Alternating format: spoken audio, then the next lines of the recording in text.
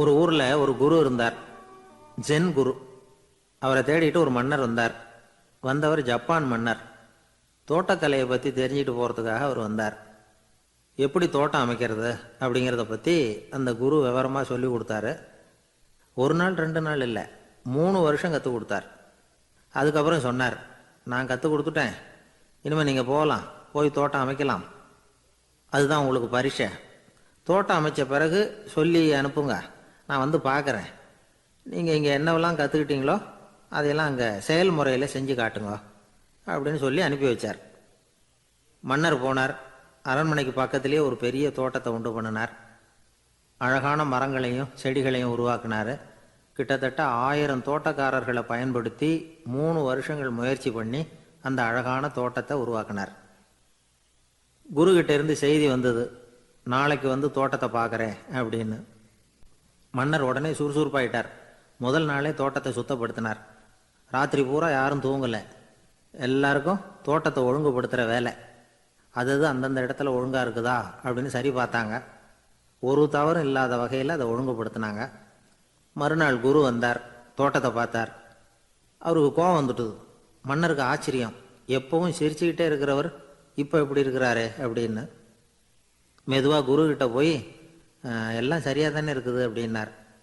எல்லாம் சரிதான், ஆனாலும் எங்கே அந்த பொன்னிற காற்று அப்படின்னார். உதிர்ந்த இலைகள், பொன் மஞ்சள் நிற இலைகள் காற்றில் அப்படி புரண்டு ஓடுவதை நான் பார்க்க முடியவில்லையே அப்படின்னாராம். அது இல்லாமல் இந்த தோட்டம் உயிரோட்டம் உள்ளதாக இருக்காது, இதில் பாடல் இல்லை, ஆடல் இல்லை, அதெல்லாம் இல்லாமல் இந்த தோட்டம் ரொம்பவும் செயற்கையாக தெரியுதுன்னாராம். மன்னர் இப்போ தான் யோசனை பண்ணார். கீழே கிடந்த காஞ்சி போன இலைகள் மட்டும் இல்லை, மரத்தில் இருந்த காஞ்சி போன இலைகளையும் அப்புறப்படுத்தி சுத்தமாக வச்சிருக்கிறார். இறப்பும் வாழ்க்கையினுடைய ஒரு பகுதி தான்.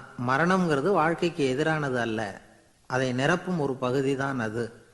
மரணம் இல்லையில் வாழ்க்கையே இல்லை அப்படிங்கிறது பெரியவங்க கருத்து. இப்போ அந்த தோட்டம் அழகாக தான் இருக்குது, இருந்தாலும் அது ஒரு ஓவியம் மாதிரி உயிர் இல்லாமல் இருக்கு. குரு ஒரு வாளியை கையில் எடுத்துக்கிட்டார். தோட்டத்தை விட்டு வெளியில் போனார். ஏற்கனவே வீசி எறிந்த அந்த சருகுகளை எல்லாம் அள்ளி கொண்டுகிட்டு வந்தார்.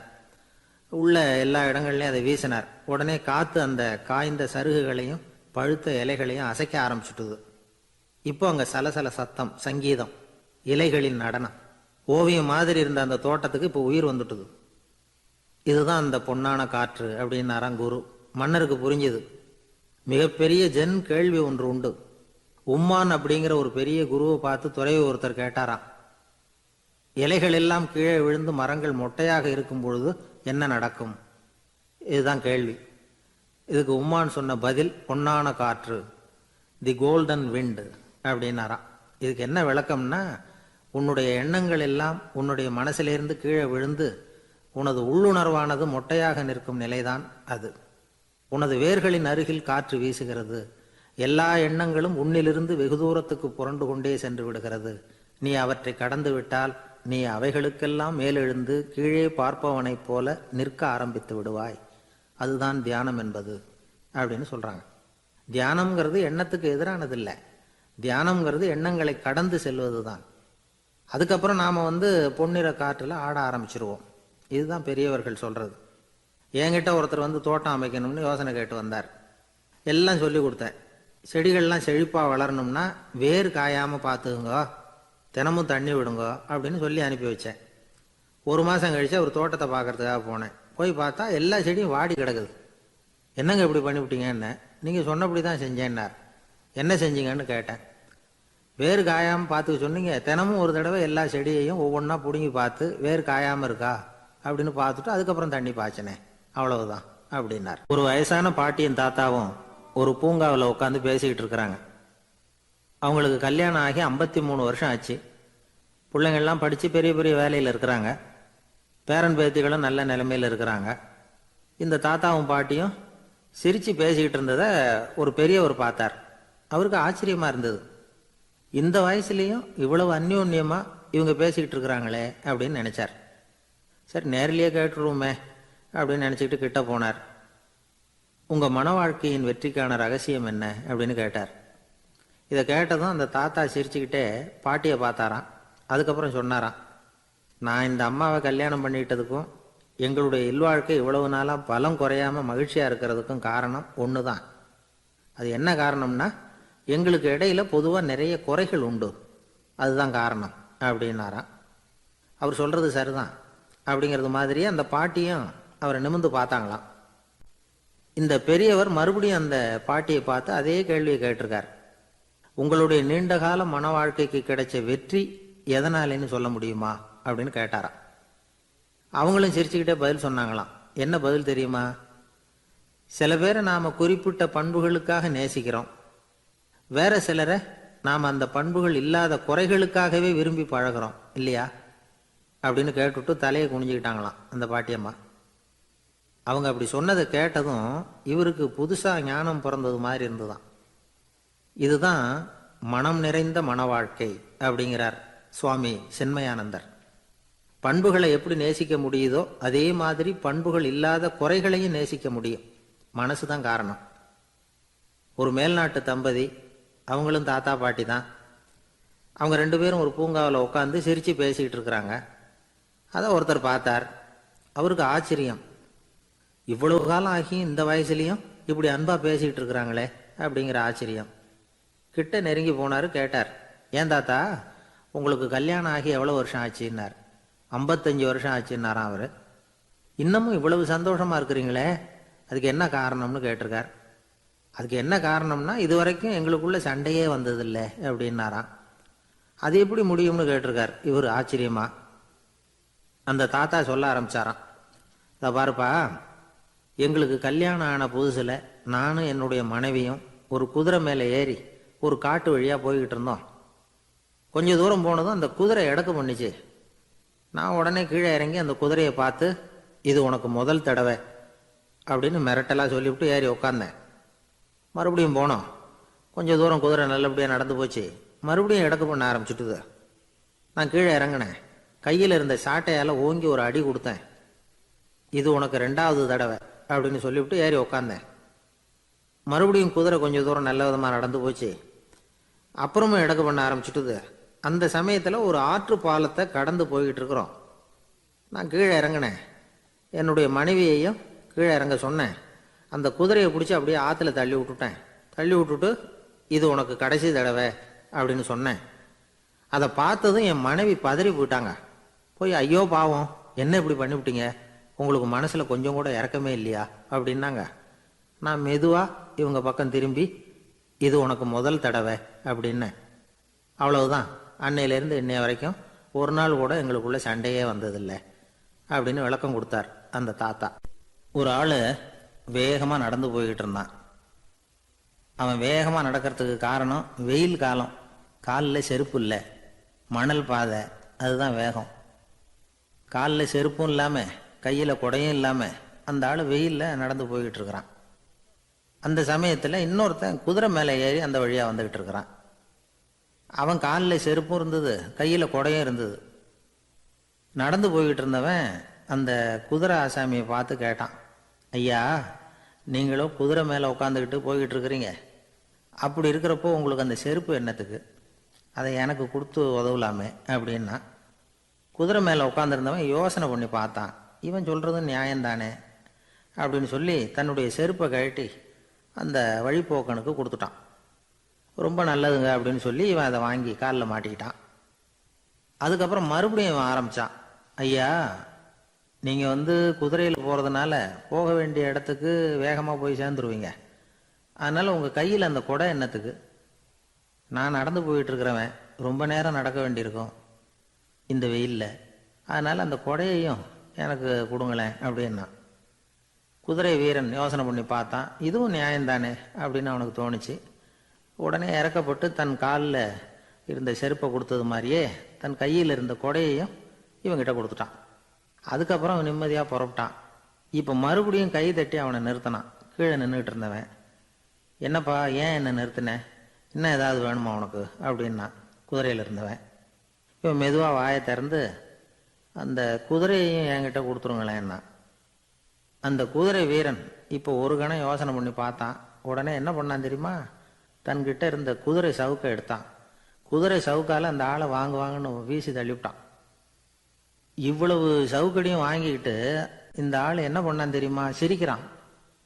அடி வாங்கிட்டு யாராவது சிரிப்பாங்களா? குதிரை வீரனுக்கு ஒன்றும் புரியல. என்னப்பா அது, ஏன் இப்படி அடி வாங்கிட்டு இப்படி சிரிக்கிறியே அப்படின்னு கேட்டான். இப்போ அந்த வழிப்போக்கன் சொல்கிறான், ஐயா நான் இப்படி சிரிக்கிறதுக்கு காரணம் இருக்கு. இப்படி குதிரை கேட்டு உங்ககிட்ட அடி வாங்கலைன்னு வச்சுக்கோங்க, என் உயிர் உள்ள வரைக்கும் மனசில் ஒரு தவிப்பு இருந்துக்கிட்டே இருக்கும். செருப்பையும் கொடையையும் கேட்ட உடனே கொடுத்தவன் குதிரையையும் கேட்டிருந்தா கொடுத்துருப்பானோ அப்படிங்கிற பேராசையில் ஏங்கிக்கிட்டே இருந்திருப்பேன். இப்போ உங்ககிட்ட அடி வாங்கின பிறகு என்னுடைய அந்த சந்தேகம் தீர்ந்து போச்சு. என்னுடைய ஆசைக்கு எல்லை எது அப்படிங்கிறத எனக்கு புரிஞ்சுட்டுது அப்படின்னு சொல்லிவிட்டு அவன் நடக்க ஆரம்பிச்சிட்டானான். ஆசைக்கும் எல்லை உண்டு அப்படிங்கிறத விளக்கறதுக்காக வாரியார் சுவாமிகள் சொல்கிற கதை இது. இந்த காலத்துலேயும் ஒருத்தன் அது மாதிரி கொடை செருப்போட குதிரையில் போய்கிட்டு இருந்தான். எதிரில் நடந்து வந்தவன், ஐயா உங்கள் கொடையை எனக்கு கொடுங்களேன்னு கேட்டான். உடனே அவன் குதிரையிலேருந்து கீழே குதிச்சு அவனை சாட்டையால் அடிக்க ஆரம்பிச்சிட்டான். இன்னொருத்தர் அந்த வழியாக வந்தவர் இதை பார்த்தார். ஏன்பா அவன் கேட்டான், உன்னால் முடியலன்னா இல்லைன்னு சொல்லிட வேண்டியது தானே, அதுக்காக ஏன் இப்படி அவனை போட்டு அடிக்கிறேன்னு கேட்டார். உங்களுக்கு விவரம் புரியாது சார், காலம் ரொம்ப கெட்டு போச்சு. கேட்டதை கொடுத்தேன்னு வச்சுக்கோங்க, இந்த குதிரையே என்னோடது, அவன் திருடிக்கிட்டு போகிறான் அப்படின்னு என் பேரில் புகார் கொடுக்க ஆரம்பிச்சிருவான் சார் அப்படின்னா. அது எப்படி அவ்வளோ உறுதியாக சொல்கிறேன்னு கேட்டார் அவர். ஏற்கனவே அது மாதிரி ஒருத்தன் பேரில் புகார் கொடுத்துட்டு தான் இந்த குதிரையை நான் தள்ளிட்டு வந்துக்கிட்டு இருக்கிறேன். ஒரு காட்டில் ஒரு முனிவர் இருந்தார். ஒரு நாள் அவரை தேடிட்டு 4 பேர் வந்தாங்க.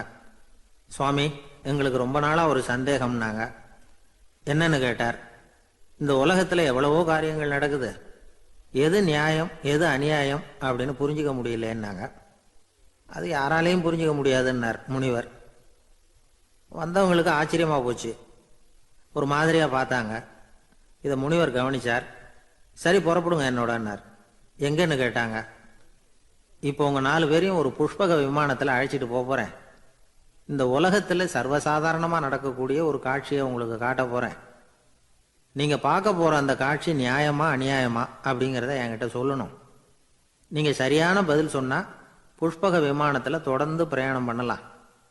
தவறான பதில் சொன்னால் இந்த புஷ்பக விமானம் உங்களை கீழே தள்ளி விட்டுரும் அப்படின்னார்.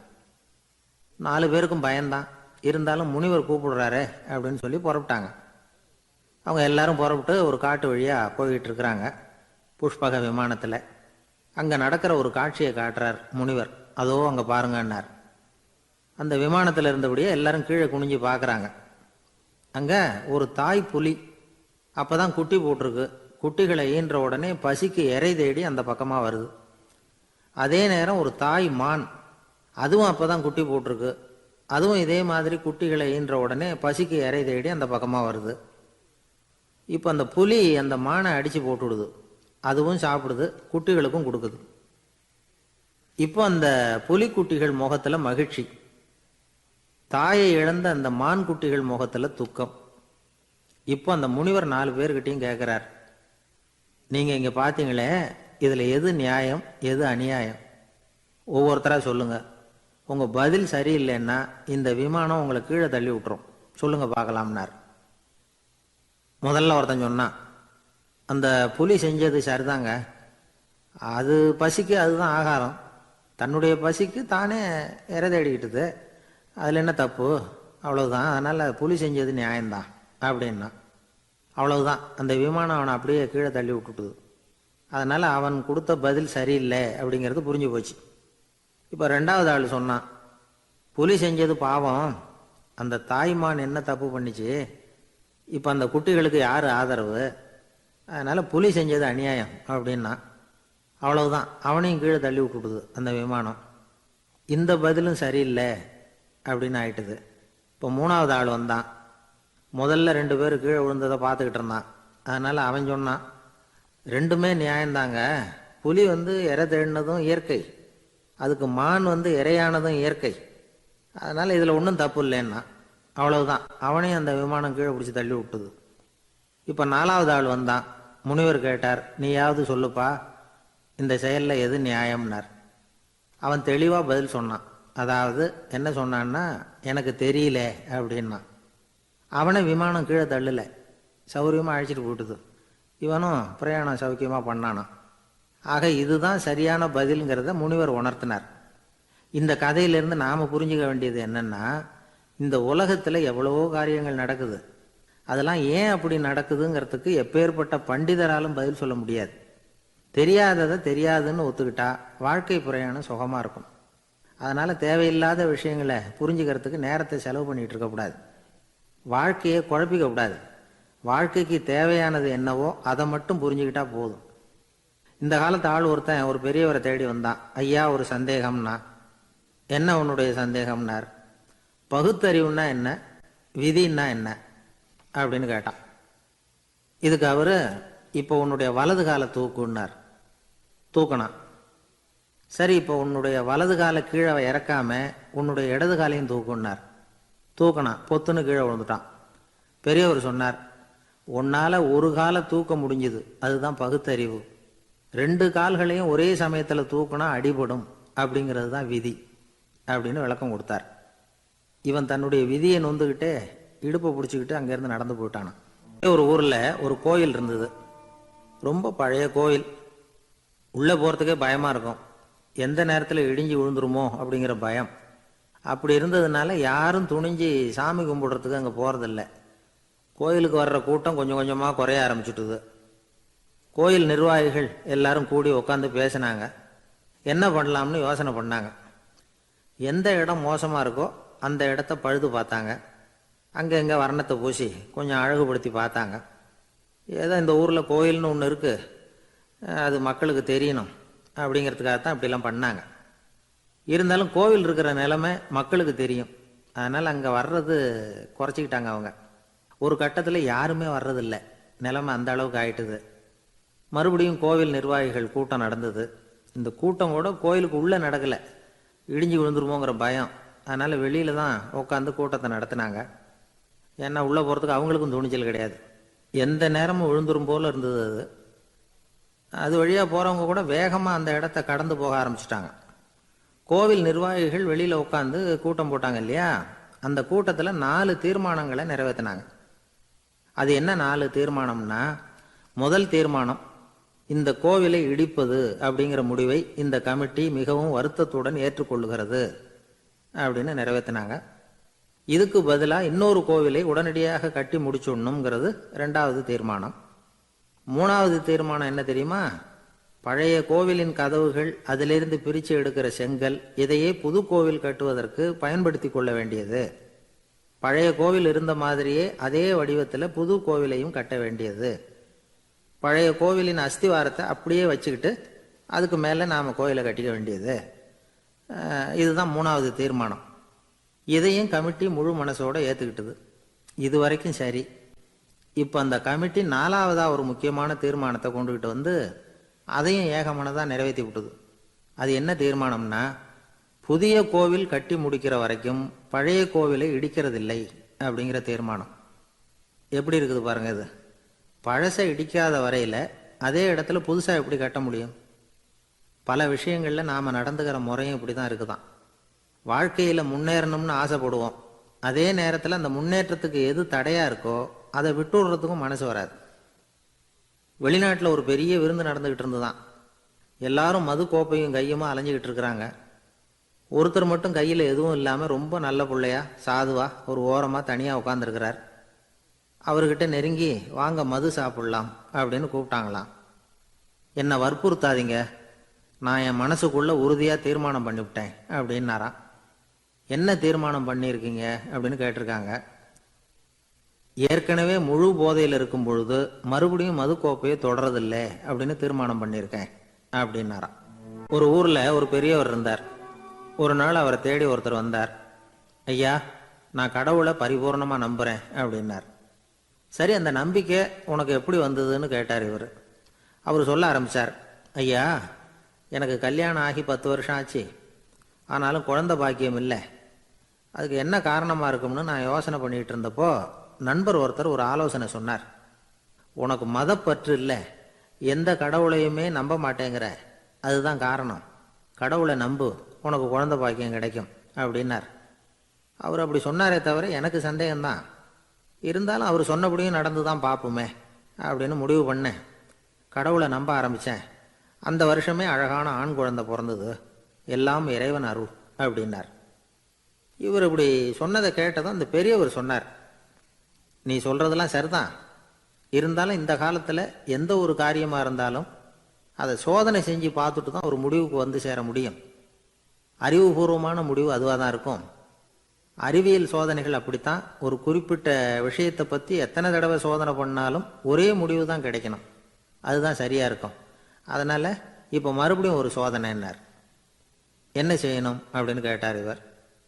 கடவுள்கிட்ட ஒரு பெண் குழந்தை வேணும்னு கேளு, முதல்ல ஆண் குழந்தையை கொடுத்தது மாதிரியே இப்போ ஒரு பெண் குழந்தையையும் கொடுக்குறாரா பார்க்கலாம் அப்படின்னார். சரின்னு சொல்லி இவர் அதே மாதிரி முயற்சி பண்ணினார். அதுக்கப்புறம் அவர் இந்த பெரியவர்கிட்ட வரவே இல்லை. கொஞ்ச காலம் கழித்து இவரே அவரை தேடிக்கிட்டு போய் கதவை தட்டினார். அவர் கதவை திறந்தார். என்ன ஆச்சு, கடவுள் கண் திறந்தாரா அப்படின்னு கேட்டார். அவர், அந்த சமாச்சாரம்லாம் நமக்கு வேணாம் சார், முதல் தடவை அது ஏதோ தற்செயலாக ஏற்பட்ட ஒரு சாதகம்.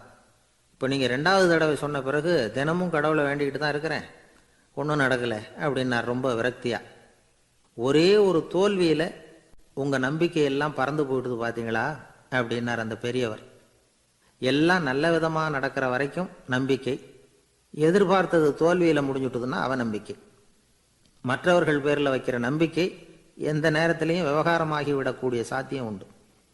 நாம் நம்பிக்கை வைக்க வேண்டியது நம்ம கிட்ட தான், நமக்குள்ளே இருக்கிறார் கடவுள். எனவே நம்ம பேரில் நாம் வைக்கிற நம்பிக்கை தான் உண்மையான கடவுள் பக்தி. நிபந்தனையற்ற நம்பிக்கையாக அது இருக்கணும். எல்லாம் நல்லபடியாக நடந்துக்கிட்டு இருந்தால் எந்த முட்டாளுக்கும் நம்பிக்கை வரத்தான் செய்யும் அப்படிங்கிறது ஒரு பெரியவர் கருத்து. தியானத்தின் மூலமாக தான் உனக்குள்ள ஆழமாக தோண்டுனா உன்னுடைய அடி ஆழத்தில் நம்பிக்கை வந்து அப்படியே ஊற்றெடுக்கும், அதை பார்க்க முடியும் அப்படிங்கிறது பெரியவர்கள் சிந்தனை. ஒரு குழந்தை அப்பாவை பார்த்து என்னப்பா பண்ணுறேன்னு கேட்டுதான். பிரார்த்தனை பண்ணிகிட்டு இருக்கிறேன்னாராம் அப்பா. பிரார்த்தனை பண்ணுனா என்ன கிடைக்கும் அப்படின்னு கேட்டுதான் குழந்தை. எல்லாம் கிடைக்கும் அப்படின்னாராம் அப்பா. நீ வச்சிருக்கிறிய பேனா அது கூட கிடைக்குமான்னு கேட்டுதான் குழந்தை. கிடைக்குமேன்னு இருக்கார். அப்படின்னா அந்த பேனாவை என்கிட்ட கொடுத்துரு, நீ பிரார்த்தனை பண்ணி வேற பேனா வாங்கிக்கோ அப்படின்னு தான் அந்த குழந்தை. எனக்கு தெரிஞ்ச ஒருத்தர் இருக்கார். அவர் ஒரு பெரிய காவல்துறை அதிகாரி, ரொம்ப கண்டிப்பானவர். அவரை கண்டாவே எல்லாரும் பயப்படுவாங்க. அப்படிப்பட்டவர் வீட்டுக்கு போனால் அப்படியே அடியோடு மாறிடுவார். அங்கே போய் பார்த்தீங்கன்னா குழந்தைகளோட குழந்தையா அவர் விளையாடிக்கிட்டு இருப்பார். அலுவலக சமயத்தில் பார்த்தீங்கன்னா குதிரை முதுகில் அவர் உட்காந்துருப்பார். வீட்டில் பார்த்தீங்கன்னா அவர் முதுகில் குழந்தை உட்காந்துருக்கும். அவர் குதிரை மாதிரி போயிட்டு இருப்பார். இது எப்படிங்க முடியுது உங்களால் அப்படின்னு கேட்டாங்க. அது ஒன்றும் இல்லை, இங்கே வீட்டுக்கு வந்த உடனே என்னோட மனசை தனியாக எடுத்து வச்சிருவேன் அப்படின்னார். அது என்னங்க உங்கள் சட்டப்பயிலியாக இருக்குது மனசு, அது தனியாக எடுத்து வைக்கிறதுக்கு அப்படின்னு கேட்டாங்க. அப்படி இல்லைங்க, இது ஒரு பயிற்சி, மனப்பயிற்சி, அவ்வளவுதான் அப்படின்னார். இப்படி சமயம் பார்த்து மனசை தனியாக வச்சுவிட தெரிஞ்சவங்க வாழ்க்கையில் எப்பவும் உற்சாகமாக இருப்பாங்க அப்படிங்கிறது பெரியவங்க கருத்து. ஒரு டாக்டர் ஆஸ்பத்திரியில் இருக்கிற வரைக்கும் டாக்டராக இருக்கலாம், அவர் மனைவிகிட்டையும் அவர் டாக்டராக இருக்க வேண்டிய அவசியம் இல்லை. ஒரு வக்கீல் வந்து கோர்ட்டில் இருக்கிற வரைக்கும் வக்கீலாக இருக்கலாம், வீட்டுக்கு வந்ததுக்கு அப்புறமும் வக்கீலாக இருக்க வேண்டிய அவசியம் கிடையாது.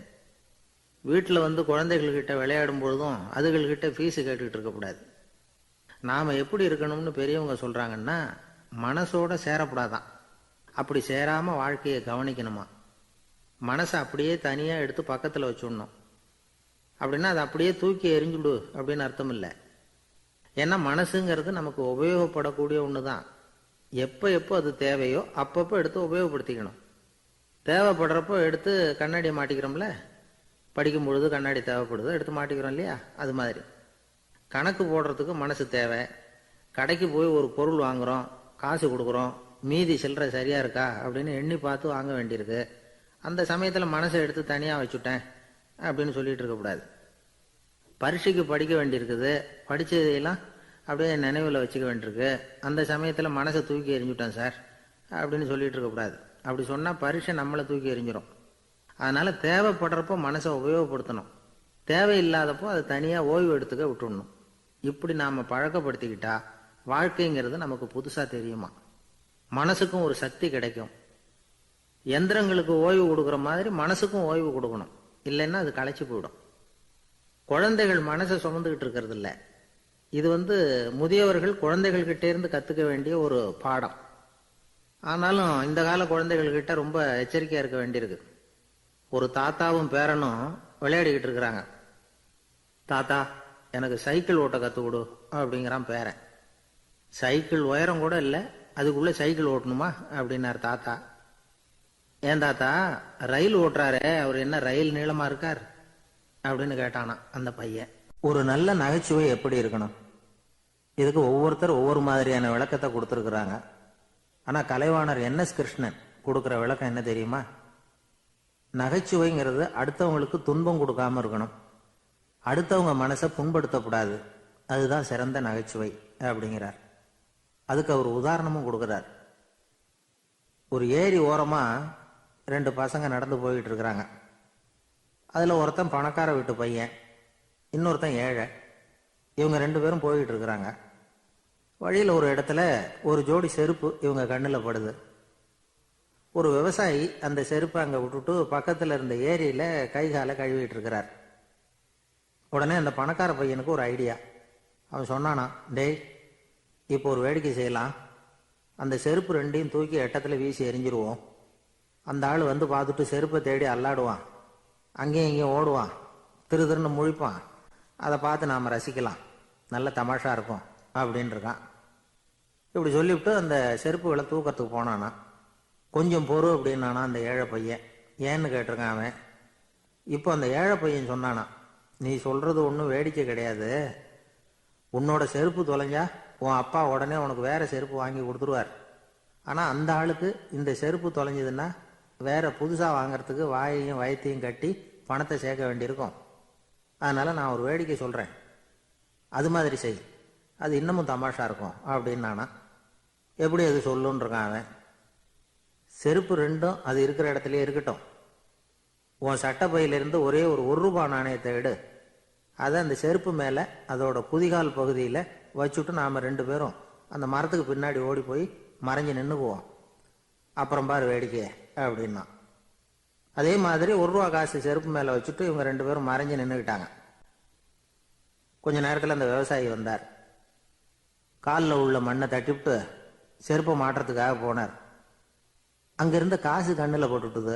அவருக்கு ஆச்சரியமா போச்சு. அதை கையில் எடுத்து பார்க்குறார். 4 பக்கமும் திரும்பி திரும்பி பார்க்குறார், யார் இதை வச்சிருப்பான்னு. கடைசியில் ஆகாயத்தை பார்க்குறார்.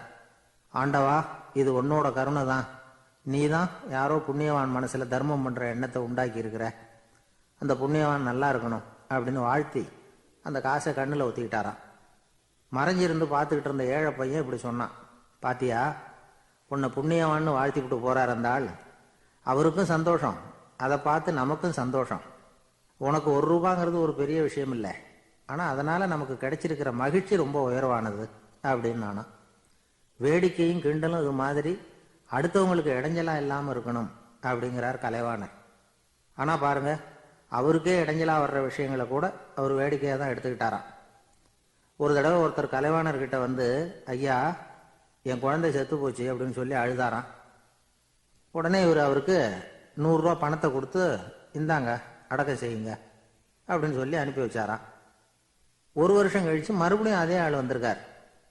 இவர் மறந்துருப்பாருங்கிற நினைப்புல, அண்ணே, என் குழந்தை இறந்து போச்சுண்ணே அப்படின்னாராம். இவர் மறுபடியும் ₹100 கொடுத்து ஆறுதல் சொல்லி அனுப்பி வச்சாராம். 7-8 மாசம் கழிச்சு மறுபடியும் அதே ஆள் வந்திருக்கார். அவர் வாயை திறக்கிறதுக்கு முன்னாடியே இவர் ₹100 அவர் கையில் வச்சு, போன 2 தடவை தான் குழந்தை செத்து போச்சு, இந்த தடவையாவது அதை சாகாம காப்பாற்றி கொடு அப்படின்னு சொல்லி அனுப்பி வச்சாராம். அதுக்கப்புறம் அந்த ஆள் வர்றதே இல்லையா. ஒரு ஊர்ல ஒரு ஆள் இருந்தான், தையல் கடை வச்சிருந்தான். அவங்ககிட்ட ஒருத்தன் ஒரு சட்டை துணி எடுத்து கொடுத்து தைக்க சொல்லியிருந்தான். வர்ற சனிக்கிழமை வா, வந்து வாங்கிட்டு போ அப்படின்னு அவன் சொல்லியிருந்தான். அதே மாதிரி அவன் வந்தான். அவன் தச்சு வச்சிருந்த சட்டையை கொடுத்தான். இவன் வாங்கி அங்கேயே போட்டு பார்த்தான். கை நீளம் ஒன்றுக்கு ஒன்று வித்தியாசமாக இருந்தது. வலது கை இடது பக்கத்தை விட நீளம் குறைச்சலா இருந்தது. இவன் முணுமுணுக்க ஆரம்பிச்சிட்டான், என்ன இது இப்படி தச்சு விட்டியே அப்படின்னு. இதுக்கு அவன் சொன்னான், ஐயய்யா, இதுக்காகவா சங்கடப்படுறீங்க, வலது கையை மட்டும் கொஞ்சம் உள்ள இழுத்தாப்புல வச்சுக்கிட்டீங்கன்னா சரியா போடும், மற்றபடி அந்த சட்டையில் உள்ள கலை அம்சத்தை கவனிங்க, எவ்வளவு அற்புதமாக தைச்சிருக்கேன் பாருங்க, ஒரு சின்ன குறைய பொருட்படுத்தாதீங்க, நான் சொன்னது மாதிரி கையை கொஞ்சம் உள்ள இழுத்து வச்சுக்கிட்டு நீங்கள் பாட்டுக்கு நடந்து போங்க ஜோராக இருக்கும் அப்படின்னா. அவனும் யோசனை பண்ணி பார்த்தான்.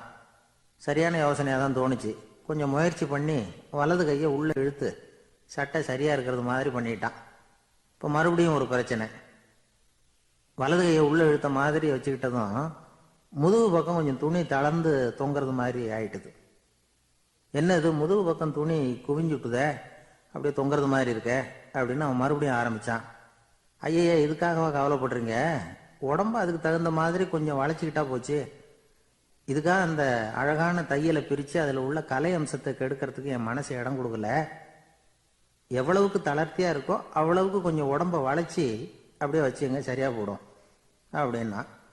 இதுவும் நல்ல யோசனையாக போடுதே அப்படின்னு நினச்சானா இவன். சரின்னு சொல்லிவிட்டு புறப்பட்டான். தெருவில் இறங்கினான். கையை கொஞ்சம் உள்ளே இழுத்தான். உடம்பை கொஞ்சம் வளைச்சி வச்சுக்கிட்டான். சட்டைக்கு தகுந்த மாதிரி பண்ணிக்கிட்டான். அப்படியே மெதுவாக நடந்து போனான். இப்போ எதிரில் இன்னொருத்தன் வந்தான். இவனை பார்த்தான். இவன் போட்டிருக்கிற சட்டையை பார்த்தான். ஆஹா, அற்புதமாக இருக்கு. நான் சும்மா சொல்லக்கூடாது, ரொம்ப நல்லா இருக்குது. இது நிச்சயமா இது இந்த ஊர் மேலே தெருவில் ஒருத்தன் இருக்கிறானே, அவன் தைச்சதாக தான் இருக்கணும் அப்படின்னு நானா. இதை கேட்டதும் அவனுக்கு ஆச்சரியம் ரொம்ப. எப்படி அவ்வளவு கரெக்டாக கண்டுபிடிச்சிங்க அப்படின்னு கேட்டிருக்கான். இதுக்கு அந்த வழிப்போக்கன் சொன்னானா, அவன் ரொம்ப கெட்டிக்காரன்.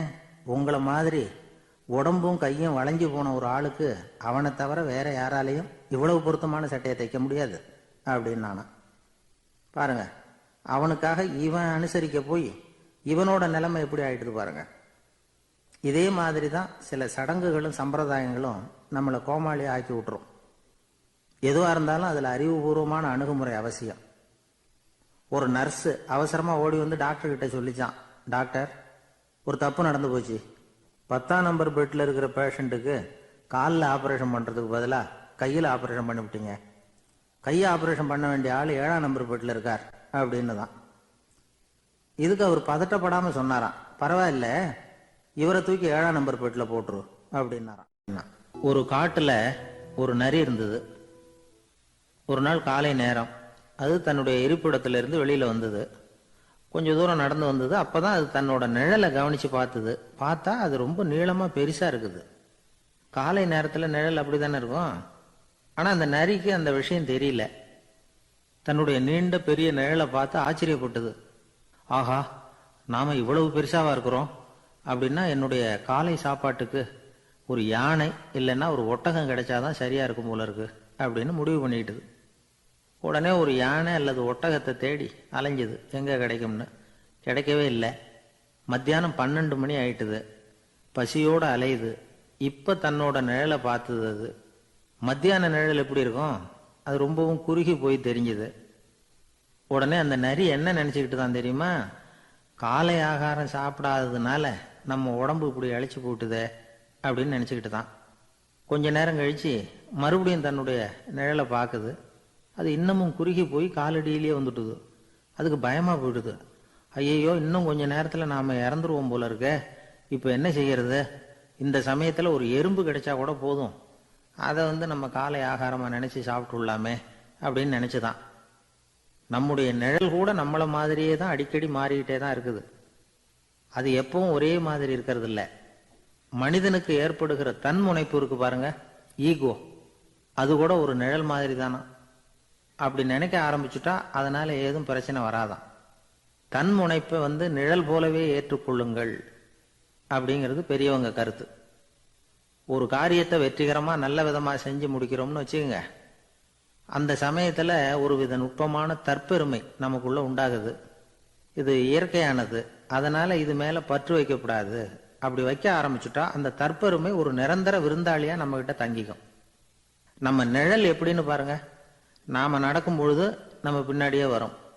தன்முனைப்பையும் அப்படியே நினைச்சுக்குங்க. நிழல் யாருக்கும் எந்த பிரச்சனையையும் உண்டாக்குறது இல்லை.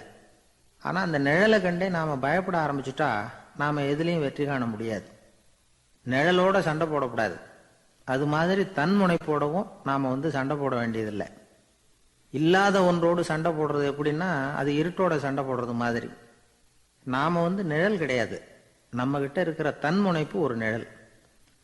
நம்ம நிழலையும் நமக்கு சமமா பார்க்குறோம் பாருங்க, அங்கதான் சிக்கலே ஆரம்பம். இப்போ நாம நடந்து போய்கிட்டு இருக்கிறோம். நம்ம நிழல் தரையில விழுது. யாரோ ஒருத்தர் நம்ம நிழல் மேல காலை வச்சு நடந்து போறார். உடனே அவர்கிட்ட சண்டைக்கா போறோம், ஏண்டா என் நிழலை மிதிச்ச அப்படின்னு. நமக்கு தெரியும் அது நிழல் தாங்கிறது. அவர் உங்க மேல நடக்கல, உங்களுடைய நிழல் மேலதான் நடக்கிறார். அது மாதிரி உங்க தன்முனைப்பின் மேல யாராவது நடந்தா உங்களை அவமானப்படுத்துறதா நினைக்கிறீங்க. காரணம், நாமளும் நம்ம தன்முனைப்பும் ஒண்ணுங்கிற நினைப்பு தான் காரணம். மற்றபடி வேற ஒண்ணும் கிடையாது. நம்ம நிழல் மேல நடக்கிறவர் நம்மளை காயப்படுத்துறது இல்லை. தன்முனைப்பை வேண்டாத ஒன்னாவும் பார்க்க வேண்டியதில்லை. அது இயற்கை. நிழலை உங்க முன்னாடி வைக்க வேணாம், அது உங்க பின்னாடியே இருக்கட்டும். நிழலின் நிழலாகி விடாதீர்கள், நீங்கள் நீங்களாகவே இருங்கள். இதுதான் சான்றோர் சிந்தனை. ஒரு பேருந்துல ஒரே நெரிசல். ஒருத்தர் பக்கத்துல நின்றுகிட்டு இருந்தவர்கிட்ட ரொம்ப பணிவா விசாரிச்சார், ஏன் சார் நீங்க ஏதாவது பெரிய உத்தியோகத்தில் இருக்கிறீங்களா அப்படின்னார். அப்படிலாம் ஒண்ணும் இல்லைங்கன்னார் அவரு. அப்படின்னா வேற ஏதாவது அரசியல்ல பெரிய பதவியில் இருக்கிறீங்களா அப்படின்னு கேட்டார். அதுவும் இல்லைங்கன்னார். சரி, பணமாவது அதிகமா வச்சிருக்கீங்களா அப்படின்னு கேட்டார். அப்படிலாம் ஒன்றும் கிடையாது சார்னார் அவரு. அப்புறம் எதுக்குடா என் காலை மிதிச்சுக்கிட்டு இருக்கிற, எடுறா காலை அப்படின்னாராம் இவர். ஒரு ரயில் வேகமா போயிட்டு இருக்கு. அது ஒரு ரயில்வே ஸ்டேஷன்ல கொஞ்ச நேரம் நின்னுது. அப்போ அதுல ஒரு ஆள் ஏறினார். தலையில ஒரு மூட்டையை வச்சிருந்தார். மூட்டையை தலையில சுமந்துக்கிட்டே உள்ள வந்தாரு. மூட்டையை தலையில சுமந்துக்கிட்டே ஒரு இடத்துல உட்கார்ந்தார். ரயில் மறுபடியும் புறப்பட்டது. இவர் தன் தலையில இருந்த மூட்டையை கீழே இறக்கி வைக்கணும்ல, வைக்கல, சுமந்துக்கிட்டே வர்றார். எதிரில் உட்காந்துருந்தவர் கேட்டார், ஏங்க ஏன் இப்படியே உட்காந்துருக்கிறீங்க தலையில மூட்டையை வச்சுக்கிட்டு, மூட்டையை கீழே இறக்கி வைக்கலாமே அப்படின்னார். வேணாங்க, பாவம், தலையில இருக்கிற மூட்டையை இறக்கி ரயிலில் வச்சா ரயிலுக்கு பாரம் அதிகமாக இருக்கும் அப்படின்னார் அவரு. இப்படி ஒரு ஆளை பார்த்தா நமக்கு சிரிப்பு தான் வரும். ஏன்னா ரயிலுங்கிறது அந்த மூட்டையையும் சேர்த்து சுமந்துக்கிட்டு தான் போகுது. அவன் அந்த மூட்டையை தலையில வச்சிருந்தாலும் ஒண்ணுதான், தரையில வச்சிருந்தாலும் ஒண்ணுதான். அதனால ரயிலுக்கு எந்த மாற்றமும் ஏற்பட போறதில்ல. அதே மாதிரி தான் நம்ம மனமும். இதுவும் ஒரு தேவையில்லாத சுமை, அனாவசியமா சுமந்துக்கிட்டு இருக்கிறோம். இத கீழே இறக்கி வச்சுட்டா வாழ்க்கை பிரயாணம் சுகமா இருக்கும். ரயில் பிரயாணம் பண்ற அந்த ஆள் மூட்டையை சுமக்கிறான், வாழ்க்கை பிரயாணம் பண்ற நாம மனசை சுமக்கிறோம். இது ரெண்டுக்கும் எந்த வித்தியாசமும் இல்லை. மனசை கீழே இறக்கி வச்சுட்டா பாரம் இல்லாமல் வாழலாம், பறவைகள் மாதிரி பறக்கலாம், குழந்தைகள் மாதிரி கள்ளங்கபடம் இல்லாம வாழலாம். இந்த வெளி உலகத்துல நாம நிலை பெற்று இருக்கணும், வேரூன்றி இருக்கணும். அதே சமயம் நம்முடைய உள்வெளியில ஆன்மீக வாழ்க்கையில பாரம் இல்லாம இருக்கணும். அப்போ பறக்கணும், நதியை போல ஓடணும், மிதக்கணும். பயணம் சுகமா இருக்கும், களைப்பு தெரியாது, கவலை தெரியாது. ஒரு சீடன் போதி தர்மரை நாடி வந்தான். குருவே, நீங்கள் என்ன வெறுமையாக இருக்க சொன்னீங்க, நான் இப்ப மறுபடியும் வெறுமையானவன் ஆகிட்டேன், அதனால இப்ப என்ன செய்ய சொல்றீங்க என்ன அப்படின்னு சொல்லி நின்னான். உடனே அந்த குரு பக்கத்துல இருந்த ஒரு குச்சியை எடுத்து அவன் தலையில அடிச்சு, போய் அந்த வெற்றுத்தன்மையையும் வீசி எறிந்து விட்டு வா அப்படின்னார். நான் இப்போ காலியா இருக்கிறேன்னு ஒருத்தன் சொல்றான்னு வச்சுங்க, அது உண்மை இல்லை. ஏன்னா இன்னமும் அதுல நான்கிற எண்ணம் இருக்குது. எந்த சிந்தனையும் இல்லாம இருக்கிறது கடினம்தான். ஆனாலும் மனிதன் அதுல உள்ள நுட்பத்தை புரிஞ்சுக்கிட்டான்னா, இவ்வளவு தூரம் தூக்கி சுமந்துக்கிட்டு வந்த அந்த மனதின் முட்டாள்தனத்தை அவனே பார்த்துட்டு சிரிப்பான். இதுதான் பெரியவங்க சொல்லியிருக்கிற ஆலோசனை. நம்மால் ஒருத்தன் தலையில ஒரு பெரிய மூங்கில் கூடையோட ரயில்ல உட்கார்ந்தான்.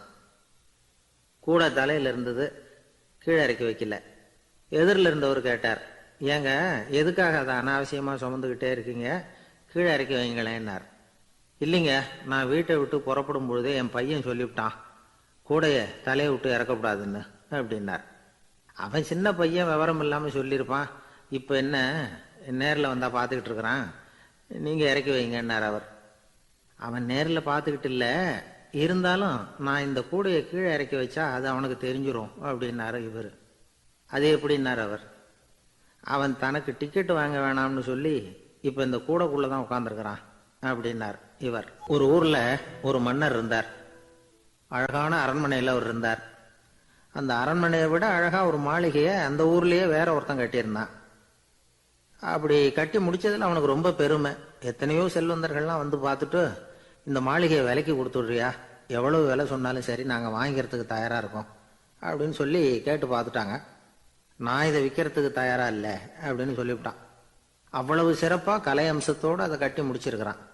அதுவே ஒரு பெரிய அரண்மனை மாதிரி இருந்ததுன்னா பார்த்துங்களேன். சுற்றிலும் அழகான பூந்தோட்டம். ஒரு நாள் அவன் எங்கேயோ வெளியூர் போயிட்டு திரும்பி வந்துகிட்டு இருக்கிறான். அப்போ அந்த மாளிகை தீப்பெட்டி எரிஞ்சுக்கிட்டு இருக்கு. பதறி போட்டான். விலைக்கு கேட்டவங்க யாராவது இதை செஞ்சிருக்கணும், இல்லைன்னா மன்னரே செய்த சதியே என்னவோ, இப்படிலாம் அவனுக்கு சந்தேகம். ஒரு மூலையில் உட்காந்து அழ ஆரம்பிச்சுட்டான். அந்த சமயத்தில் அவனுடைய மகன் அங்கே ஓடி வந்தான். அப்பா அழாதீங்க, இதை நான் நேற்று ராத்திரியே நம்ம ஊர் மன்னருக்கு வித்துட்டேன். இதை கட்டி முடிக்க நமக்கு எவ்வளவு செலவாச்சோ அதை போல 3 மடங்கு விலைக்கு வித்துட்டேன். கவலைப்படாதீங்க, இதை விட அழகான மாளிகையை நாம புதுசாக கட்டிக்கலாம்னா. இதை கேட்டதும் அழுதுகிட்டு இருந்தவன் அழுகையை நிறுத்தினான், சிரிக்க ஆரம்பிச்சுட்டான். இதே இடத்த நான் மன்னர்கிட்ட இருந்து விலைக்கு வாங்குவேன், இதை விட அழகான மாளிகையை கட்டுவேன் அப்படின்னு சுத்தி நின்று எல்லார்கிட்டையும் சொல்லிக்கிட்டு இருந்தான். இந்த சமயத்துல அவனோட இளைய மகன் ஓடி வந்தான். அப்பா, அண்ணன் சொன்னதெல்லாம் சரிதான், மன்னர்கிட்ட விலை பேசினதெல்லாம் உண்மைதான். ஆனா வித்தது பேச்சு அளவுல தான்.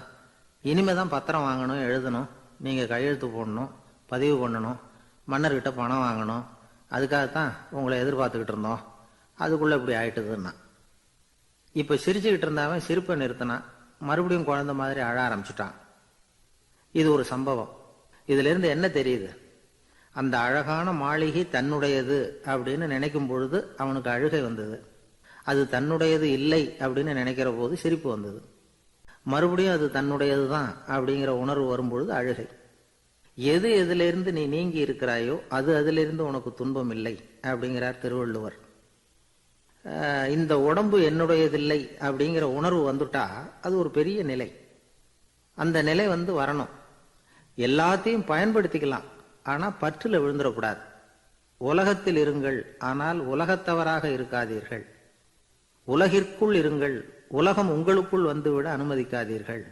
விலகி இருங்கள், விழித்திருங்கள், மௌனமாய் பார்த்திருங்கள் அப்படிங்கிறது சான்றோர் கருத்து. செய்ய வேண்டிய கடமையிலிருந்து விலகி இருக்கிறவர்கள் நம்ம கிட்ட நிறைய பேர் உண்டு. அப்படிப்பட்ட ஒருத்தர் டாக்டர் கிட்ட போனார். டாக்டர், நான் ஒரு கவர்மெண்ட் ஆபீஸ்ல வேலை பார்க்குறேன், எனக்கு ஒரே அசதியா இருக்கு, என்னை சோதிச்சு பாருங்க, ஆலோசனை சொல்லுங்க ஏதாவதுன்னார். டாக்டர் அவரை பரிசோதனை பண்ணி பார்த்துட்டு சொன்னார், இதோ பாரு, உனக்கு இப்போ தேவைப்படுறது முழு ஓய்வு. நீ எவ்வளவு சீக்கிரமா ஆபீஸுக்கு போறியோ அவ்வளவுக்கு உனக்கு நல்லது அப்படின்னாராம். ஒரு ஆள் இருந்தார். அவரு தன்னை ஒரு குருன்னு சொல்லிக்கிட்டார்.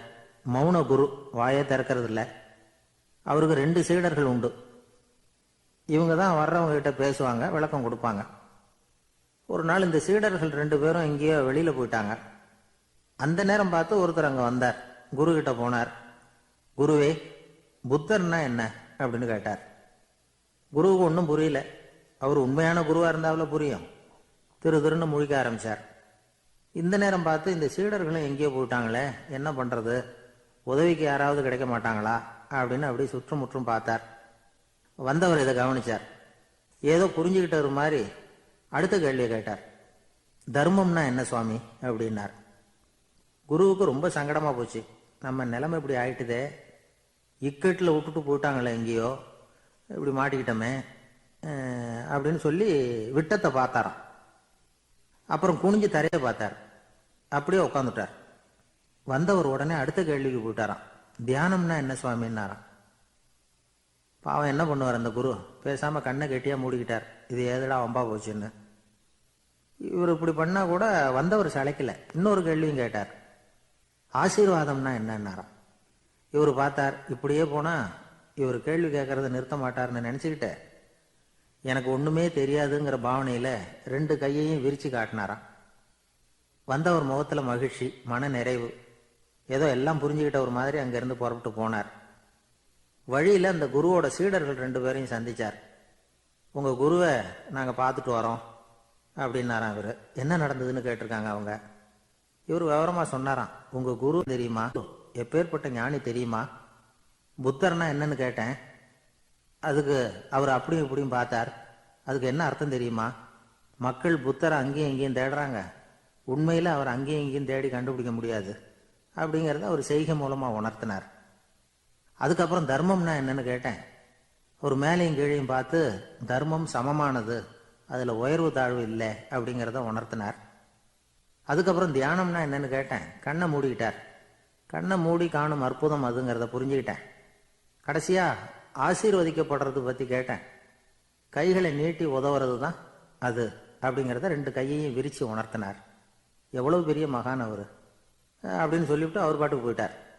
சீடர்கள் அதுக்கப்புறம் மெதுவாக குரு கிட்ட வந்து சேர்ந்தாங்களாம். அவங்கள பார்த்ததும் குருவுக்கு கோபம் வந்துட்டுது. அடே பாவிகளா, எங்கடா போய் தொலைஞ்சிங்க? நான் ஒரு ஆளுகிட்ட மாட்டிக்கிட்டு என்ன பாடுபட்டிருக்கேன் தெரியுமா அப்படின்னாராம். இது மாதிரி தான் சாதாரண மனிதர்களின் புற வேடங்களில் மயங்கி போயிடுறோம். அவங்க பேச்சு, செய்கை, பார்வை இதில் எல்லாம் ஏதோ பெரிய தத்துவம் இருக்கிறதாக நினச்சிக்கிறோம். உண்மையிலேயே அந்த தத்துவங்கள் யாருக்கு சொந்தம்? அவங்களுக்கு இல்லை, நமக்கு தான் சொந்தம். நாம தானே அதை கற்பிச்சுக்கிட்டோம். நம்மை நாம அடையாளம் கண்டுக்கிறது இல்லை. நாம யாருங்கிறது நமக்கு புரியறது இல்லை. அதுதான் இன்னைக்கு நடக்கிறது. அதனால தான் அடுத்தவங்களை தேடி ஓடிட்டு இருக்கிறோம். சில வீடுகளில் கூட இது மாதிரி சைகைகள் உண்டு. சில குடும்ப தலைவர்கள் தினமும் காலையில் கண்ணை கெட்டியாக மூடிக்கிட்டு கை 2ஐயும் சுத்தமாக விரித்து வச்சுக்கிட்டு உட்காந்து தியானம் பண்ணுறது வழக்கம். எதுக்காக அப்படி பண்ணுறீங்கன்னு ஒருத்தரை பார்த்து கேட்டேன். இந்த மாதம் வாங்கின சம்பளம் பூரா தீர்ந்து போச்சு, இனிமேல் என் கையில் சுத்தமாக ஒன்றும் இல்லை, புதுசாக எதுவும் செலவு வச்சுடாத அப்படிங்கிறத அப்படி உள்ளங்கை 2ஐயும் விரித்து காட்டி அவங்களுக்கு உணர்த்தினேன், அவ்வளவுதான் அப்படின்னார். ஒரு பெரிய நினைவு மண்டபம். அதுக்கு முன்னாடி ஒரு அப்பாவும் பிள்ளையும் நின்றுக்கிட்டு இருக்கிறாங்க. அந்த வழியாக போகிறவங்க வர்றவங்கெல்லாம் அந்த இடத்துல நின்று அது என்ன மண்டபம் அப்படின்னு விசாரிக்க ஆரம்பித்தாங்க. அந்த அப்பாவும் பிள்ளையும் தான் வர்றவங்களுக்கெல்லாம் விவரம் சொல்லிகிட்டு இருக்கிறாங்க. அதாவது இந்த இடத்துல ஒரு பெரிய மகான் சமாதி ஆயிருக்கார், அவர் சமாதியான இடத்துல இந்த நினைவு மண்டபத்தை கட்டியிருக்கிறோம் அப்படின்னாங்க. ஊரு பூரா இந்த செய்தி பரவிச்சு. நிறைய பேர் அந்த இடத்தை தேடி வர ஆரம்பித்தாங்க. இங்கே வந்து கொஞ்சம் நேரம் உட்காந்துட்டு போனால் மனசுக்கு ஒரு நிம்மதி கிடைக்கிது அப்படின்னாங்க. அங்கே இருந்த உண்டியலில் நிறைய காசு போட்டுட்டு போகிறாங்க. பணம் கிடுகிடுன்னு நிறைய சேர ஆரம்பிச்சுட்டுது. பணம் நிறைய சேர்ந்த உடனே அந்த அப்பாவுக்கும் பிள்ளைக்கும் தகராறு வந்துட்டுது. பணம் சேர்ந்தாலே சொத்து தகராறு வரத்தானே செய்யும், அது மாதிரி வந்துட்டுது. பையன் அடிக்கடி நிறைய பணம் கேட்க ஆரம்பித்தான். அப்பா பார்த்தார், யோசனை பண்ணார், ஒரு முடிவுக்கு வந்தார். ஒரு நாள் பையனை கூப்பிட்டார். இதை பாருப்பா, நமக்குள்ள தகராறு வேணாம். அப்பாவும் பிள்ளையும் இப்படி சண்டை போட்டுக்கிட்டா பார்க்குறவங்க தப்பாக நினைப்பாங்க. அதனால் நமக்குள்ள சமரசமாக இதை தீர்த்துக்குவோம், என்ன சொல்கிற அப்படின்னார் அப்பா. சரின்னு நான் பையன். உடனே அந்த அப்பா என்ன பண்ணார் தெரியுமா? மகன்கிட்ட கொஞ்சம் பணத்தை கொடுத்தார். தன்கிட்ட இருந்த ஒரு கழுதையையும் கொடுத்தார். இதை வச்சு நீ பொழைச்சிக்கோ அப்படின்னு சொல்லி அனுப்பி வச்சுட்டார். மகன் அந்த கழுதையை இழுத்துக்கிட்டு அடுத்த ஊருக்கு போனான். வழியிலேயே அந்த கழுதை செத்து போச்சு. உடனே என்ன பண்ணலாம்னு யோசனை பண்ணான். ஒரு ஐடியா வந்தது. அந்த கழுதையை ஒரு சாலை ஓரமாக புதைச்சான். கையில் இருந்த பணத்தை வச்சு அந்த இடத்துல ஒரு கல் மண்டபம் கட்டினான். அந்த வழியாக 2 பேர் வந்தாங்க. இது என்ன மண்டபம்னு விசாரிச்சாங்க. இந்த இடத்துல ஒரு பெரிய மகான் சமாதி ஆயிருக்கிறார் அப்படின்னா. இந்த செய்தி ஊர் பூரா பரவ ஆரம்பிச்சுட்டுது. நிறைய பேர் வந்து போக ஆரம்பித்தாங்க. இங்கே வந்தால் மனசுக்கு ஒரு பெரிய நிம்மதி கிடைக்குது அப்படின்னு வேற சொல்ல ஆரம்பித்தாங்க. வர வர கூட்டம் அதிகமாக வர ஆரம்பிச்சுட்டுது. உண்டியலில் பணம் நிறைய சேர்ந்துட்டுது.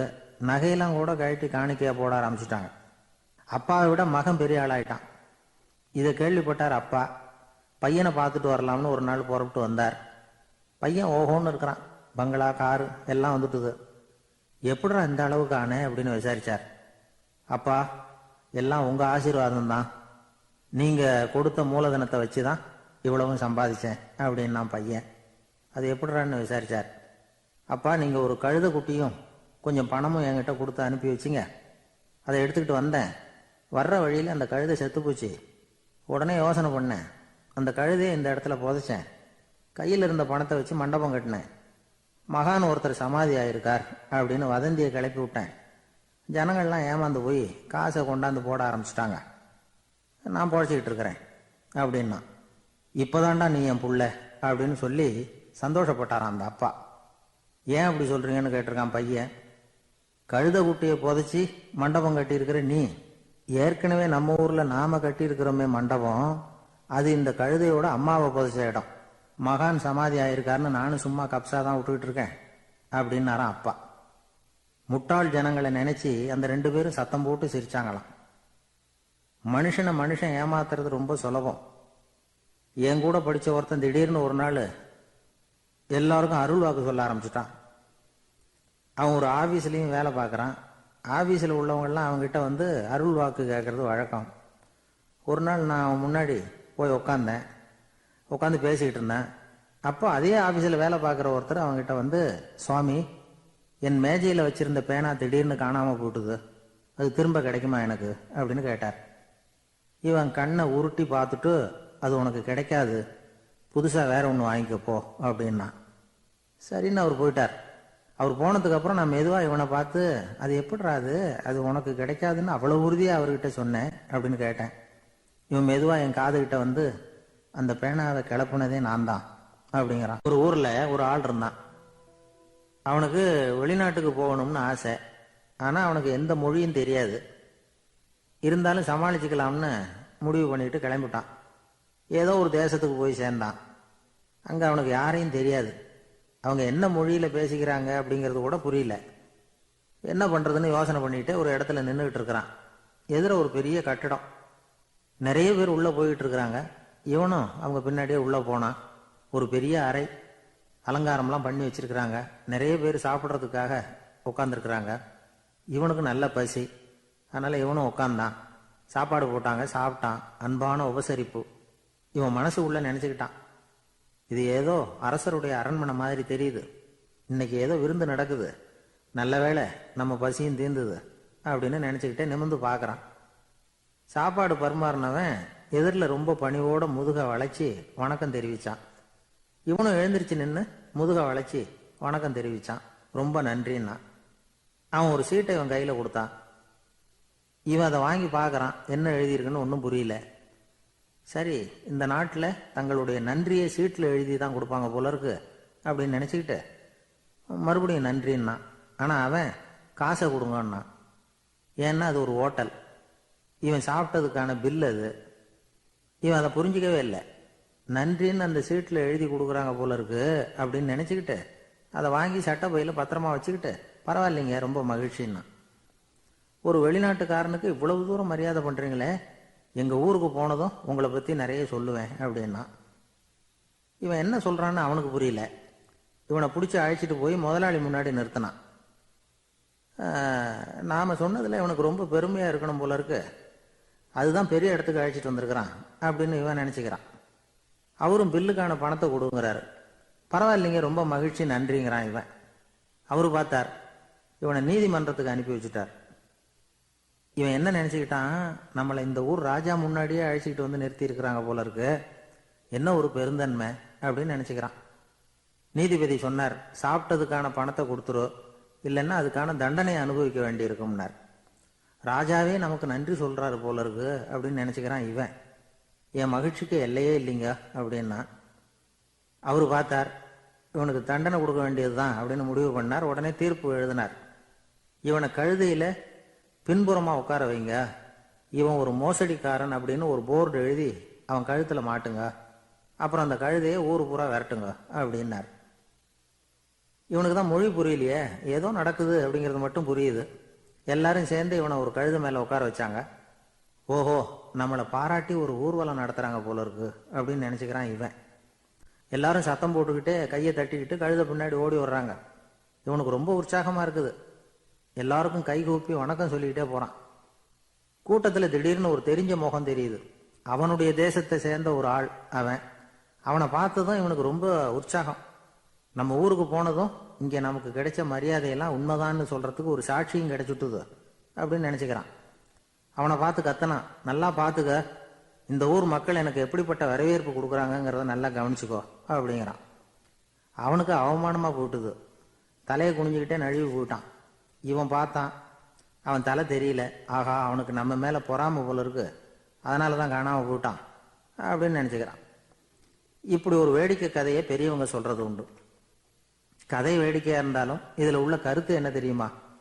அந்த கழுதை மேலே உட்காந்துருக்கிறானே, அது மாதிரி தான் நாமளும் அகங்காரம்ங்கிற கழுதை மேலே உட்காந்துக்கிட்டு இருக்கோமா. நாமளும் கிட்டத்தட்ட அதே மாதிரி பிரம்மையில தான் இருக்கிறோமா. என்ன நடக்குதுங்கிறதே புரியறதில்ல. அகங்காரத்தில் பேசுகிறவனுக்கும் சித்த சுவாதீனம் இல்லாமல் பேசுகிறவனுக்கும் அதிக வித்தியாசம் இருக்கிறதில்ல. அது மாதிரி ஒருத்தன் தன்னுடைய வீட்டை சுற்றி சேற்றை வாரி அரைச்சிக்கிட்டு இருந்தானா. அந்த வழியாக வந்த ஒரு பெரியவர் அதை பார்த்துருக்கார். என்னப்பா பண்ணிட்டு இருக்கிற அப்படின்னு கேட்டாராம். கழுதைகளை விரட்டிக்கிட்டு இருக்கிறேன் அப்படின்னானா. இங்கே கழுதைகளே காணுமே அப்படின்னாரான் அவரு.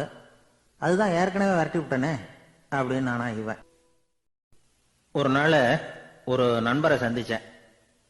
உங்க வீடு எதுன்னு உங்களுக்கு தெரியுமா சார்ன்னு. அவர் என்ன ஒரு மாதிரியா பார்த்தார்.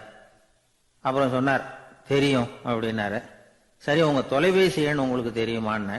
அதுவும் தெரியும்னார். உங்க மனைவி மக்கள் யார் யாருன்னு உங்களுக்கு தெரியுமான்னு கேட்டேன். என்ன ஒரு மாதிரியா பார்த்தார். அப்புறம் சொன்னார், அதுவும் தெரியும் சார் அப்படின்னார். சரி, நீங்க யாருன்னு உங்களுக்கு தெரியுமான்னு கேட்டேன். இப்பதான் அவர் முழிக்க ஆரம்பிச்சார். அவர் மட்டும் அப்படி இல்லை, நாம எல்லாருமே அப்படிதான்.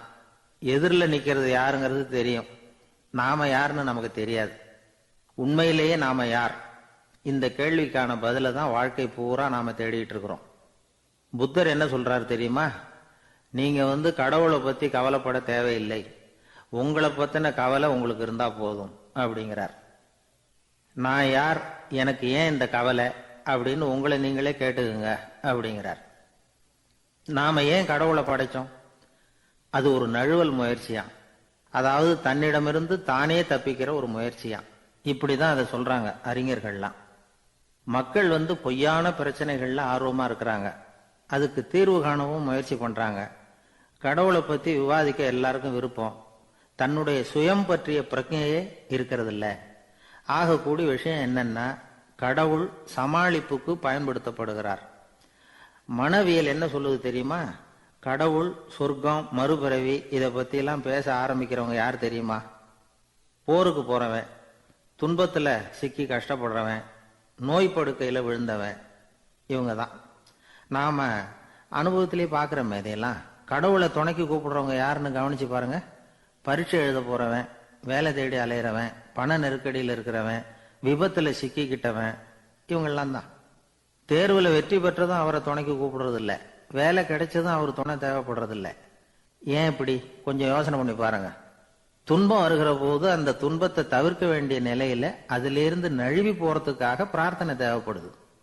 எல்லாம் நல்லபடியா நடக்கிறப்போ பிரார்த்தனை செய்யறது இல்லை. புத்தருடைய வழி என்ன தெரியுமா? அந்த வழியில கடவுளும் கிடையாது, பிரார்த்தனையும் கிடையாது. புத்தர் செய்தது இதைத்தான். அதாவது கடவுள்கிட்ட இருந்து மனிதனையும், மனிதன் கிட்ட இருந்து கடவுளையும் அவர் விடுவித்தார். புத்த மதம் என்ன சொல்லுது தெரியுமா? கடவுள் பிரச்சனை அல்ல, மனிதன் தான் உண்மையான பிரச்சனை அப்படின்னு சொல்லுது. உங்களை நீங்க நல்லா தெரிஞ்சுக்கிட்டா போதும், நீங்களே கடவுள் ஆயிடுவீங்க அப்படிங்கிறது தான் புத்த மதம். அதனால நமக்கு தேவை உள்முக பயணம். நான் யார் அப்படிங்கிற கேள்வியோட உள்ள போகணும். அங்க போனாதான் தெரியும் நான் அப்படின்னு அங்க யாருமே இல்லைங்கிறது. இதெல்லாம் புத்தர் சொல்லுகிற ஒரு தத்துவம். தத்துவம்னு சொன்னாவே நமக்கெல்லாம் அதை புரிஞ்சுக்கிறது கஷ்டம்தான். நம்ம பொறுத்த வரைக்கும் தத்துவம்ங்கிறதுல ரெண்டு வகை உண்டு. ஒன்னு தத்துவம், இன்னொன்னு மகா தத்துவம். தத்துவம்னா என்ன தெரியுமா? கேட்கறவங்களுக்கு புரியப்படாது, அதுதான் தத்துவம். மகா தத்துவம் என்னன்னா சொல்றவங்களுக்கும் புரியப்படாது. அந்த வகையில பார்த்தா இன்று ஒரு தகவலும் ஒரு மகா தத்துவம் தான். ஒரு ஊர்ல ஒரு ஆள் இருந்தான், கற்பனையிலேயே காலத்தை கடத்திக்கிட்டு இருந்தான். ஒரு நாள் ஒரு மரத்தடியில உட்காந்துருந்தான். அவனுக்கு பசிக்கிற மாதிரி தெரிஞ்சது. உடனே கற்பனையிலேயே சாப்பிட ஆரம்பிச்சுட்டான். அதாவது எதிரில் இலை போட்டு சாப்பாடு போடப்பட்டிருக்கிறதாகவும் அதை இவன் சாப்பிட்றதாகவும் நினைச்சுக்கிட்டு கையை மட்டும் வாய்க்கும் தரைக்குமா அப்படியும் இப்படியும் கொண்டுகிட்டு போய் பாவனை பண்ணிக்கிட்டே இருக்கிறான். தூரத்துல இருந்து பாக்குறவங்களுக்கு இவன் ஏதோ பலமான விருந்து சாப்பிட்டுக்கிட்டு இருக்கிறான் அப்படின்னு தான் தோணும். அது மாதிரியே பண்ணிக்கிட்டு இருந்தான். அந்த வழியா ஒரு சன்னியாசி வந்துகிட்டு இருந்தார். இவனை பார்த்தார். என்ன இவன் இப்படி பண்ணிட்டு இருக்கிறானே அப்படின்னு நினைச்சாரு. கொஞ்ச நேரம் அவனையே உத்து பார்த்துக்கிட்டு இருந்தார். இவரை பார்த்ததும் அவன் இன்னமும் சுவாரஸ்யமா சாப்பிட ஆரம்பிச்சுட்டான். அப்பப்பா, என்ன இது, இந்த குழம்பு இவ்வளவு காரமா இருக்கு, என்னுடைய நாக்கே எரிஞ்சு போடும் போல இருக்க அப்படின்னு சொல்லிட்டு பக்கத்துல ஒரு குவளையை எடுத்து தண்ணி குடிக்கிறது மாதிரி பாவனை பண்றான். அப்பாடா, இப்போ கொஞ்சம் பரவாயில்ல அப்படின்னு சொல்லிட்டு குவளையை கீழே வைக்கிறது மாதிரி ஒரு பாவனை பண்றான். சன்னியாசி பார்த்தார். என்னப்பா, சாப்பாட்டுல காரம் அதிகமோ அப்படின்னார். ஆமா சுவாமி, ஞாபகம் மறதியில் கொஞ்சம் மிளகாய் அதிகமா சேர்த்துக்கிட்டேன் அப்படின்னா. சரி சாப்பிடு அப்படின்னு சொல்லிட்டார். அவன் சாப்பிட்டு முடிக்கிற வரைக்கும் பொறுமையா உட்காந்துருந்தார். அவன் அப்பாடா அப்படின்னு சொல்லிட்டு மறுபடியும் தண்ணியை எடுத்து குடிச்சான். எல்லாம் கற்பனையிலேயே. அதுக்கப்புறம் சன்னியாசி பேச ஆரம்பிச்சார். இதை பாருப்பா, உன்னுடைய கற்பனையை நான் மெச்சுறேன், இருந்தாலும் உன் சாப்பாட்டுல ஒரு இனிப்பையும் வச்சிருக்கலாமே, ஏன் மிளகாய அளவுக்கு அதிகமா போட்டுட்டு அவஸ்தைப்படுற அப்படின்னார். அவன் யோசிக்க ஆரம்பிச்சான். அதுக்கப்புறம் இவர் சொன்னார், இதை பாருப்பா, இனிமேல உன்னுடைய கற்பனையும் உயர்ந்ததாக இருக்கட்டும் அப்படின்னு உபதேசம் பண்ணிவிட்டு போனார். எப்பவும் உயர்வை பத்தியே சிந்திக்கணும். உயர்வு கிடைக்கலன்னா கூட அப்படி சிந்திக்கிறத நிறுத்தப்படாது அப்படிங்கிறார் திருவள்ளுவர். உள்ளுவது எல்லாம் உயர் உள்ளல், மற்ற அது தள்ளினும் தள்ளாமை நேர்த்து. ஊக்கம் இல்லாம உலகத்துல வாழ்ந்து பிரயோஜனம் இல்லை. அதனால உயர்வாவே சிந்திக்கணும். அது நம்மளை ஊக்கப்படுத்தும். இது பெரிய ஒரு வாக்கு. இந்த உலகத்துல கற்பனையிலேயே வாழ்கிற சில கஞ்சர்களும் உண்டு. அதாவது 2 கஞ்சர்கள் 2 பேரும் பக்கத்து பக்கத்து ஊர்ல இருந்தாங்க. பொங்கல் சமயம். ஒரு கஞ்சன் தன்னுடைய மகனை கூப்பிட்டான். இதோ பாருப்பா, பக்கத்து ஊர்ல என்னுடைய நண்பன் ஒருத்தன் இருக்கிறான். அவனுக்கு பொங்கல் பரிசு ஏதாவது கொடுக்கணும். நான் ஒரு 4 ஆட்டுக்குட்டியை தரேன், நீ கொண்டுகிட்டு போய் கொடுத்துட்டு வந்து விடுறியா அப்படின்னு கேட்டான். சரி, நான் புள்ள ஒரு பைய கையில் எடுத்துக்கோன்னா அவன் எடுத்துக்கிட்டான். இந்த ஆட்டுக்குட்டி பிடிச்சிக்கோ அப்படின்னு சொல்லி ஒவ்வொன்னா போடுறேன் பார் அப்படின்னு சொல்லிட்டு 1 2 3 4 அப்படின்னு எண்ணிக்கிட்டே வெறும் சைகையாலேயே ஆட்டுக்குட்டியை பிடிச்சி போடுறது மாதிரி பாவனை பண்ணிட்டு இருக்கிறான். அவன் பிள்ளையும் அது ரொம்ப அக்கறையா வாங்கிக்கிறது மாதிரி வாங்கிக்கிட்டு அந்த பைய தூக்கிக்கிட்டு அடுத்த ஊருக்கு போறான். இவன் அங்க போய் சேர்ந்த நேரத்துல அந்த கஞ்சன் ஊர்ல இல்ல, எங்கேயோ வெளியில போயிருக்கிறான். அவனோட புள்ள மட்டும்தான் வீட்டுல இருந்தான். இவன் அவன்கிட்ட, இதை பாரு, எங்க அப்பா உங்க அப்பாவுக்கு ஆட்டுக்குட்டி கொடுத்து அனுப்பியிருக்கிறாரு, பிடிச்சிக்கோ அப்படின்னு சொல்லி பாவனையிலேயே ஒவ்வொன்னா எடுத்து அவன்கிட்ட கொடுத்துட்டான். அவனும் வாங்கிட்டான் வாங்கறது மாதிரி. அப்புறம் சொன்னான், சரிப்பா, நானும் பதிலுக்கு ஏதாவது ஒன்னுகிட்ட கொடுக்கணும் இல்லையா, அதனால அந்த பைய புடி, ஒரு 10 எலுமிச்சம்பழம் தரேன், பதிலுக்கு அதை நீ எடுத்துட்டு போ அப்படின்னு சொல்லி கையாலேயே ஒவ்வொன்னா எடுத்து போடுறது மாதிரி பாவனை பண்ணிவிட்டான். அவனும் ரொம்ப நன்றி அப்படின்னு சொல்லிவிட்டு அதை வாங்கிட்டு போயிட்டான். கொஞ்ச நேரம் கழிச்சு வெளியில போயிருந்த அப்பங்காரன் திரும்பி வந்தான். உள்ள சொன்னான், அப்பா, உன்னோட நண்பர் அவருடைய மகன் மூலமா உனக்கு 6 ஆட்டுக்குட்டி கொடுத்து அனுப்பியிருந்தார், நானும் பதிலுக்கு ஒரு 10 எலுமிச்சம்பழம் கொடுத்து அனுப்பியிருக்கிறேன் அப்படின்னா. எப்படிடா கொடுத்தேன்னு கேட்டார் அப்பா. இப்படிதான் கொடுத்தேன்னு சொல்லி சைகையிலேயே காட்டினான். இதை பார்த்ததும் அப்பங்காரனுக்கு பயங்கரமா கோபம் வந்துட்டுது. பலார்னு அரைஞ்சுட்டான் பையனு. ஏன்பா அரைஞ்ச? 10 எலுமிச்சம்பழம் கொடுத்துட்டேனே அப்படிங்கிறதுக்காகவா அப்படின்னு கேட்டான். அது கூட பரவாயில்ல, நீ காட்டுற சைகையை பார்த்தா ஆரஞ்சு பழம் சைஸுக்கு இருக்குதே, அவ்வளவு பெருசா ஏன் கொடுத்த? அதுதான் எனக்கு கோபம் அப்படின்னா. ஒரு ஊர்ல ஒரு சித்தர் இருந்தார், சூஃபி சித்தர். அவர் ஞானம் பெற்ற ஒரு சித்தர். ஒரு நாள் அந்த நாட்டு மன்னன் அவரை பார்க்கறதுக்காக வந்தான். என்ன வேணும் உனக்குன்னு கேட்டார். நான் கடவுளை பார்க்கணும், அதுக்கு நீங்க தான் உதவி பண்ணணும் அப்படின்னா அவன். சித்தர் கொஞ்சம் யோசனை பண்ணார். சரி, போயிட்டு நாளைக்கு வாடினார். அதே மாதிரி மன்னன் போயிட்டு அடுத்த நாள் வந்தான். இங்க நீ என்னோட ஒரு வாரம் தங்கியிருக்க வேண்டியிருக்கும்னார். சரின்னா ஒரு பிச்சை பாத்திரத்தை தூக்கி கையில கொடுத்தார். அவனுக்கு ஒன்றும் புரியல, இருந்தாலும் வாங்கிட்டான். வாங்கிட்டு இதை என்ன செய்யணும் அப்படின்னு கேட்டான். இதை ஒன்றும் செய்ய வேணாம், இதை எடுத்துக்கிட்டு பக்கத்தில் உள்ள கிராமங்களுக்கு போ, வீடு வீடா பிச்சை எடுத்துக்கிட்டு வா, அப்படி வந்த பிறகுதான் உனக்கு சாப்பாடும் ஓய்வும் கிடைக்கும். ஒரு வாரம் இப்படி செய், அதுக்கப்புறம் 8வது நாள் நாம கடவுளை பத்தி யோசிக்கலாம் அப்படின்னார். இப்படி ஒரு சொன்னதை கேட்டதும் அந்த அரசனுக்கு அதிர்ச்சி ஆயிட்டுது. ஒரு மாதிரி ஆயிட்டான். தன்னுடைய சொந்த நாட்டில் சொந்த குடிமக்கள் கிட்ட போய் பிச்சை எடுக்கிறதா அப்படின்னு யோசனை பண்ணி பார்த்தான். அதுக்கப்புறம் மெதுவா அவன் அந்த சித்தரை பார்த்தான். ஐயா, சொந்த நாட்டிலேயே பிச்சை எடுக்கிறதுன்னா எனக்கு ஒரு மாதிரியா இருக்கு, வெக்கமா இருக்கு, நான் வேணும்னா வெளி தேசத்துல எங்கேயாவது போய் பிச்சை எடுக்கவா அப்படின்னு கேட்டான். இதுக்கு அந்த சித்தர் ஒரு சம்மதிக்கலை. இதோ பாரு, உன்னால பிச்சை எடுக்க முடியலன்னா பேசாம திரும்பி அரண்மனைக்கே போயிடு, அதுக்கப்புறம் கடவுளை பத்தி எல்லாம் பேசுறதுக்கு என்னை தேடிட்டு வரக்கூடாது அப்படின்னு விட்டார். மன்னன் தயங்கினான். இருந்தாலும் மனசை சரி பண்ணிட்டு சம்மதிச்சான். சரிங்க, ஒரு வாரம் இங்க தங்குறேன், நீங்க சொல்றது மாதிரி பக்கத்து கிராமங்களுக்கு போறேன், வீடு வீடா பிச்சை எடுக்கிறேன், வர்றேன் அப்படின்னா. ஒரு வாரம் தெரு தெருவா பிச்சை பாத்திரத்தோட அலைஞ்சான். சொந்த ஊர்ல சொந்த குடிமக்கள் கிட்ட பிச்சை எடுத்தான். 7 நாள் முடிஞ்சது. 8வது நாள் அந்த சித்தர் மன்னனை கூப்பிட்டார். இப்படி வாழ்னார். வந்தான். இனிமே நீ கடவுளை பத்தி என்கிட்ட கேட்கலாம்னார். இனிமே கேட்கறதுக்கு ஒண்ணுமே இல்லை சுவாமின்னா இவன். ஒரு வார காலம் பிச்சை எடுத்த பிறகுதான் கடவுளை காண முடியும் அப்படின்னு நான் கனவு கூட காணவில்லைன்னா. அப்படின்னா நீ பிச்சை எடுத்த காலத்துல அப்படி என்னதான் நடந்தது அப்படின்னு கேட்டார் அவரு. சுவாமி, ஒரு வார காலம் பிச்சை எடுத்ததில் என்னுடைய ஆணவம் அழிஞ்சுட்டுது. அது இப்போ இருக்கிற இடமே தெரியல. இப்போ அதை காணவே காணோம். பிச்சைக்காரனாக இருந்தப்போ பெற்றதை மன்னனாக இருக்கும்போது பெற முடியாதுங்கிறத புரிஞ்சுக்கிட்டேன் அப்படின்னா மன்னன். அடக்கம் பிறந்தவுடன் தெய்வீக கதவுகள் திறந்து கொள்ளுகின்றன அப்படிங்கிறார் ஓஷோ. நம்மால் ஒருத்தன் ஆணவம் அழியணுங்கிறதுக்காக ஒரு திருவோட்டை எடுத்துக்கிட்டு தெரு தெருவா பிச்சை எடுக்க ஆரம்பிச்சான். என்ன தெய்வீக கதவுகள் திறந்துதா அப்படின்னு கேட்டார் ஒருத்தர். தெய்வீக கதவு திறக்கிறதுக்கு முன்னாடியே எங்க வீட்டு கதவு சாத்திக்கிட்டுதுன்னா. என்னடா சொல்றேன்னார். இனிமே வீட்டுக்குள்ளேயே வர வேணாம், இதையே தொழிலா வச்சுக்கோ அப்படின்னு எங்க வீட்டுல சொல்லிவிட்டாங்க சார் அப்படின்னா. ஒரு பள்ளிக்கூடம் வகுப்பு நடந்துகிட்டு இருக்கு. ஆசிரியர் பாடம் நடத்திக்கிட்டு இருக்கிறார். நடத்தி முடிச்ச உடனே கேட்டார், மாணவர்களே, இதுவரைக்கும் நான் நடத்தின பாடத்துல உங்களுக்கு ஏதாவது சந்தேகம் இருக்கா அப்படின்னு கேட்டார். அப்புறம் ஒவ்வொருத்தரா கேட்டார். ஒரு மாணவன் எழுந்திருச்சான். சார், எனக்கு சந்தேகம் எதுவுமே இல்லைன்னா. ஏன்னு கேட்டார். ஏன்னா எனக்கு நீங்க நடத்தின பாடம் தெளிவா புரிஞ்சுட்டுது, அதனால சந்தேகம் வரலன்னா. இன்னொரு மாணவன் எழுந்திருச்சான். சார், எனக்கும் சந்தேகம் எதுவும் இல்லைன்னா. ஏண்டான்னு கேட்டார். ஏன்னா எனக்கு நீங்க நடத்தின பாடம் எதுவுமே புரியல, அதனால சந்தேகம் வரல அப்படின்னா. இந்த இடத்துல நாம கொஞ்சம் சிந்திச்சு பார்க்கணும். இந்த உலகத்துல எல்லாம் புரிஞ்ச ஒருத்தனுக்கும் சந்தேகம் வராது, எதுவுமே புரியாத ஒருத்தனுக்கும் சந்தேகம் வராது. அறகுறையா புரிஞ்சுக்கிட்டவன் இருக்கான் பாருங்க, அவனுக்கு தான் அடிக்கடி சந்தேகம் வரும். ஆக மாணவர்களை இந்த 3 வகையா பிரிக்கலாம். அதே மாதிரி தான் மனிதர்களையும் 3 வகையா பிரிக்கிறாங்க ஆன்மீகவாதிகள். ஒரு ஆன்மீக பெரியவர் என்ன சொல்றார் தெரியுமா?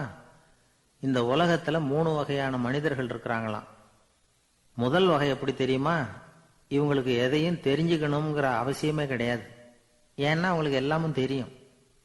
இவங்க ஞானத்தின் முழு வடிவா இருக்கிற காரணத்தினால அவங்களுக்கு எந்த சந்தேகமும் இல்லை, எந்த கேள்விகளும் கிடையாது. இந்த நிலையில இருக்கிறவன் கிருஷ்ணன். எல்லாத்துக்கும் விட தெரிஞ்சுக்கிட்ட நிலையில அவன் விடையாக மாறிவிட்டான் அப்படின்னு சொல்லுவாங்க. 2வது நிலையில இருக்கிறவன் அர்ஜுனன். இவனுக்கு எப்ப பார்த்தாலும் கேள்விதான், சந்தேகம்தான். பதில் சொல்ல சொல்ல அவனுக்கு இருக்கிற சந்தேகமும் அதிகமாகிட்டே இருக்கும், குறையவே குறையாது. அர்ஜுனன் மாதிரி உள்ளவங்க எப்பவும் கேள்வி கேட்டுக்கிட்டே இருப்பாங்க. ஒரு கேள்விக்கு விட கிடைச்சுட்டுன்னு வைங்க, உடனே இன்னொரு கேள்வி அவங்க கிட்ட இருந்து வரும். கிருஷ்ணனுடைய நிலை எப்படின்னா அது கேள்விகளே அற்ற ஒரு நிலை. அர்ஜுனனுடைய நிலை எப்படின்னா அது கேள்விகளை தவிர வேறு எதுவும் அற்ற ஒரு நிலை. இவங்களை தவிர இன்னொரு ஆள் இருக்கிறான், அவனுக்கும் கேள்விகள் அற்ற ஒரு நிலை தான். அவன் யாருன்னா துரியோதனன். இவனுக்கு தெரிஞ்சுக்கணுங்கிற எண்ணமே சுத்தமா கிடையாது. ஆவலே இல்லைங்கிறதுனால அதை புரிஞ்சுக்கணுங்கிற அவசியமும் இல்லை. அதனால அவனுக்கு கேள்விகள் அற்ற ஒரு நிலையில அவன் இருந்துகிட்டு இருக்கிறான். எல்லா பதிலும் தெரிந்து கொண்ட நிலையில கிருஷ்ணனும் கேள்விகள் அற்ற நிலையில இருக்கிறான். தெரிஞ்சுக்கணுங்கிற ஆவலே இல்லாத துரியோதனனும் கேள்விகள் அற்ற நிலையிலே இருக்கிறான். இப்படியும் இல்லாம அப்படியும் இல்லாம 2ம் கெட்டான நிலையில இருக்கிறானே, அவன் தான் அர்ஜுனன். அதனால பெரியவங்கள்லாம் என்ன சொல்றாங்கன்னா, இந்த உலகத்துல அர்ஜுனன்களா இருக்கிறவங்க ஒண்ணு துரியோதனனா மாறிடணும், இல்லைன்னா கிருஷ்ணனா மாறிடணும். இதை தவிர வேற வாய்ப்பு இல்லை. துரியோதனன் மாதிரி உள்ளது விலங்கு நிலை, கிருஷ்ணன் மாதிரி உள்ளது தெய்வ நிலை. அர்ஜுனன் விலங்காவும் ஆக முடியல, தெய்வமாவும் ஆக முடியல. இப்படி 2ம் கெட்டானா இருக்கிற வரைக்கும் இந்த கேள்விகளும் பிரச்சனைகளும் இருந்துகிட்டே தான் இருக்கும். இதுதான் பெரியவர்கள் சொல்லுகிற அனுபவ உண்மை. ஒரு ஆசிரியர் ரொம்பவும் விரிவா விளக்கமா பாடம் நடத்தின பிறகு, மாணவர்களே ஏதாவது சந்தேகம் இருந்தா கேளுங்கன்னாராம். ஒரு மாணவன் எழுந்திருச்சான். சார், எனக்கு ஒரு சந்தேகம்னா. என்னன்னு கேட்டார். இது வரைக்கும் என்ன பாடம் சார் நடத்துனீங்க அப்படின்னா அந்த பையன். ஒரு ஊர்ல ஒரு மன்னர் இருந்தார். ஒரு நாள் அவருடைய அரசவைக்கு ஒரு ஓவியன் வந்தான். அவன் சீனா தேசத்திலிருந்து வந்தவன், தாவோ சிந்தனையாளன். அவன் அங்க மன்னர் முன்னாடி நிக்கிறான். யாரும் செய்ய முடியாத ஒரு காரியத்தை என்னால செய்ய முடியும்னா. இவன் இப்படி சொன்னதை கேட்டதும் ஏற்கனவே அங்க இருந்த அரசவை ஓவியன் ஒருத்தனுக்கு கோபம் வந்துட்டுது. இதோ பாரு, இப்படி எல்லாம் பேசக்கூடாது, நான் வேணும்னா உன்னுடைய சவாலை ஏத்துக்கிறேன் அப்படின்னா. நாம 2 பேரும் ஓவியம் தீட்டுவோம், அதை பார்த்துட்டு நம்ம 2 பேர்ல யாரு சிறந்த ஓவியன் அப்படிங்கிறத மன்னரே தீர்மானம் செய்யட்டும், என்ன சொல்ற அப்படின்னு கேட்டான் அவன். அவனும் சரின்னு ஒத்துக்கிட்டான். போட்டி ஆரம்பமாச்சு. அரசர் அவங்களுக்கு 2 சுவர்களை ஒதுக்கி கொடுத்தார். 6 மாச காலம் அவகாசம் கொடுத்தார். 2 ஓவியர்களும் அவங்கவங்க வேலையை ஆரம்பிச்சாங்க. இரவு பகலா வேலை செய்ய ஆரம்பிச்சுட்டாங்க. 6 மாசம் முடிஞ்சது. அரசர் வந்து பார்த்தார். முதல்ல தன்னுடைய அரசவை ஓவியர் தீட்டி இருந்த ஓவியத்தை பார்த்தார். ரொம்ப பிரமாதமா இருந்தது, பாராட்டினார். இதோ பாரு, உன்னுடைய ஓவியம் அற்புதமா இருக்கு, உயிரோட்டம் உள்ளதா இருக்குது, கலையின் உச்சமே இதுதான், இதை விட சிறந்த ஒரு ஓவியத்தை வேற யாராலையும் படைக்க முடியாது அப்படின்னார். அதுக்கப்புறம் அந்த சீன ஓவியன் கிட்ட போனார். எங்க உன்னுடைய ஓவியம்னு கேட்டார். திரைச்சீலையை விலக்கி விட்டு பாருங்கன்னா மன்னர் வந்து அந்த திரைச்சீலையை விளக்குனார். உள்ள வந்து ஓவியம் இருக்க வேண்டிய இடம் கண்ணாடி மாதிரி தெரிஞ்சுது. அவன் அந்த 6 மாச காலமா அந்த சுவரை வந்து தேய்ச்சி தேய்ச்சி கண்ணாடி மாதிரி ஆக்கி வச்சிருக்கிறான். அதுக்கு நேரா எதிர் சுவரில் அரசவை ஓவியம் தீட்டின ஓவியம் இருக்கு. அது எதிரில் இருந்த இந்த கண்ணாடியில பட்டு பிரதிபலிக்குது. மன்னர் யோசனை பண்ண ஆரம்பிச்சார். அப்புறம் அந்த சீன ஓவியனை பார்த்து கேட்டார், இதை பாரு, நீ என்னுடைய ஆளை வந்து தோற்கடிச்சுட்ட அப்படிங்கிறதுல சந்தேகம் இல்லை, ஆனாலும் எங்களை ஏமாத்தி இருக்கிற, எந்த ஓவியமும் நீ வரையிலையே அப்படின்னார். அரசே, இதுதான் உண்மையான ஓவியம், உயிருள்ள ஓவியம். இது வந்து மனோபாவங்களை பிரதிபலிக்கும், மாறுகின்ற காலங்களை அப்படியே காட்டும் அப்படின்னா அந்த சீன ஓவியன். கையால வரைகிற ஓவியங்கள்ல சலனம் இல்லை, கண்ணாடி அப்படி கிடையாது, சக்தியின் ஓட்டம் அதுல எப்பவும் இருந்துகிட்டே இருக்கும், கண்ணாடி மட்டுமே ஜீவன் உள்ள ஓவியமா இருக்க முடியுங்கிறத அந்த சீன ஓவியன் தெரிஞ்சு வச்சிருந்தான். ஏன்னா அவன் ஒரு தாவோ சிந்தனையாளன். ஒவ்வொரு குழந்தையும் இந்த கண்ணாடியோட தான் பிறக்குது. ஆனா நாம என்ன செய்யறோம்னா ஓவியங்களை கண்ணாடி மீது பதிப்பிச்சு விடுறோம். கண்ணாடி நம்மளை பிரதிபலிக்குது. நம்முடைய அழகோ அவலட்சணமோ கண்ணாடியை பாதிக்கிறது இல்லை. ஏன்னா அதுக்கு மனம் கிடையாது. கடந்து போன வினாடியை பத்தி அது சிந்திக்கிறது இல்லை. அடுத்த கணத்தை பத்தின எதிர்பார்ப்பும் அதுகிட்ட கிடையாது. அதுதான் பற்றற்ற நிலை. மனிதனுக்கு தேவைப்படுறது அதுதான். கண்ணாடி கிட்ட இருந்து நாம வந்து கற்றுக்கொள்ள வேண்டிய பாடம் இது. வாழ்க்கையில வந்து மனிதர்களை நேசிக்கலாம், உலகின் அழகையெல்லாம் பிரதிபலிக்கலாம், ஆனா எதையும் பற்றி கொண்டு விடக்கூடாது அப்படிங்கிறது பெரியவர்கள் அறிவுரை. துயரம்ங்கிறது பற்றுக்களின் சாயை. கண்ணாடி முன்னாடி நிக்கிறப்போவெல்லாம் நமக்கு இந்த ஞாபகம் வரணுமா. ஒரு குடும்ப தலைவர் ஒரு நாள் காலையில விடிஞ்சு எழுந்திரிச்சதும் சத்தம் போட்டார். யார் இந்த கருங்குரங்கு படத்தை என் ரூம்ல கொண்டாந்து மாட்டி வச்சது அப்படின்னு கத்தினார். சமையல் கட்டில இருந்து மனைவி பதில் சொன்னாங்க, தூக்க கலக்கத்துல உளராதிங்க, நல்லா பாருங்க, அது படம் கிடையாது, முகம் பார்க்கிற கண்ணாடி அப்படின்னாங்க. ஒரு ஊர்ல ஒருத்தர் இருந்தான். ஏதோ ஒரு சின்ன அலுவலகத்துல வேலை பார்த்துக்கிட்டு இருந்தான். ரொம்ப ஏழை. வர்ற கொஞ்சம் வருமானத்தை வச்சு வாழ்க்கையை ஓட்டிக்கிட்டு இருந்தான். ஒரு நாள் தெரு வழியா அவன் நடந்து வந்துகிட்டு இருக்கிறான். தெருவில் ஒரு காசு கிடந்தது. அதை பார்த்துட்டான். அது குனிஞ்சு எடுத்தான். அது ஒரு பழங்கால காசு. அந்த காசு நடுவில் ஒரு துளை இருந்தது. அதாவது துளையிட்ட நாணயம். பழங்காலத்தில் புழக்கத்தில் இருந்த ஒரு நாணயம் அது. துளையிட்ட நாணயம் கிடைச்சதுன்னா ரொம்ப நல்லது, அது அதிர்ஷ்டம் அப்படின்னு ஒரு நம்பிக்கை உண்டு. இவன் கையில் அது கிடைச்சதும் ரொம்ப சந்தோஷப்பட்டான். இனிமே என்னுடைய கஷ்டம்லாம் தீரப்போகுது, அதிர்ஷ்டம் என்னை தேடி வரும், நான் பணக்காரன் ஆயிடுவேன் அப்படின்னு சொல்லிட்டு அந்த காசை தன்னுடைய கோட்டு பையில் பத்திரமா போட்டு வச்சுக்கிட்டான். அடிக்கடி அதை தொட்டு பார்த்துக்கிறது உண்டு, வெளியில் எடுக்க மாட்டான். இப்படியே கொஞ்ச காலம் ஆச்சு. அதுக்கப்புறம் என்னாச்சு தெரியுமா? நிஜமாவே அதிர்ஷ்டம் அவனை தேடி வர ஆரம்பிச்சுட்டுது. செல்வம் வந்து குவிஞ்சுது. பணம், பதவி, புகழ் எல்லாம் வந்து சேர்ந்தது. சமூகத்தில் அவன் ஒரு பெரிய மனுஷன் ஆயிட்டான். எல்லாரும் அவனை பாராட்டினாங்க. அவன் எதை தொட்டாலும் வெற்றி, எல்லாம் அந்த காசோட மகிமை அப்படின்னு அவன் மனசுக்குள்ள நினைச்சுக்கிட்டான். தினமும் காலையில் அந்த கோட்டை போட்டுக்கிட்டு தான் வெளியில் கிளம்புவான்.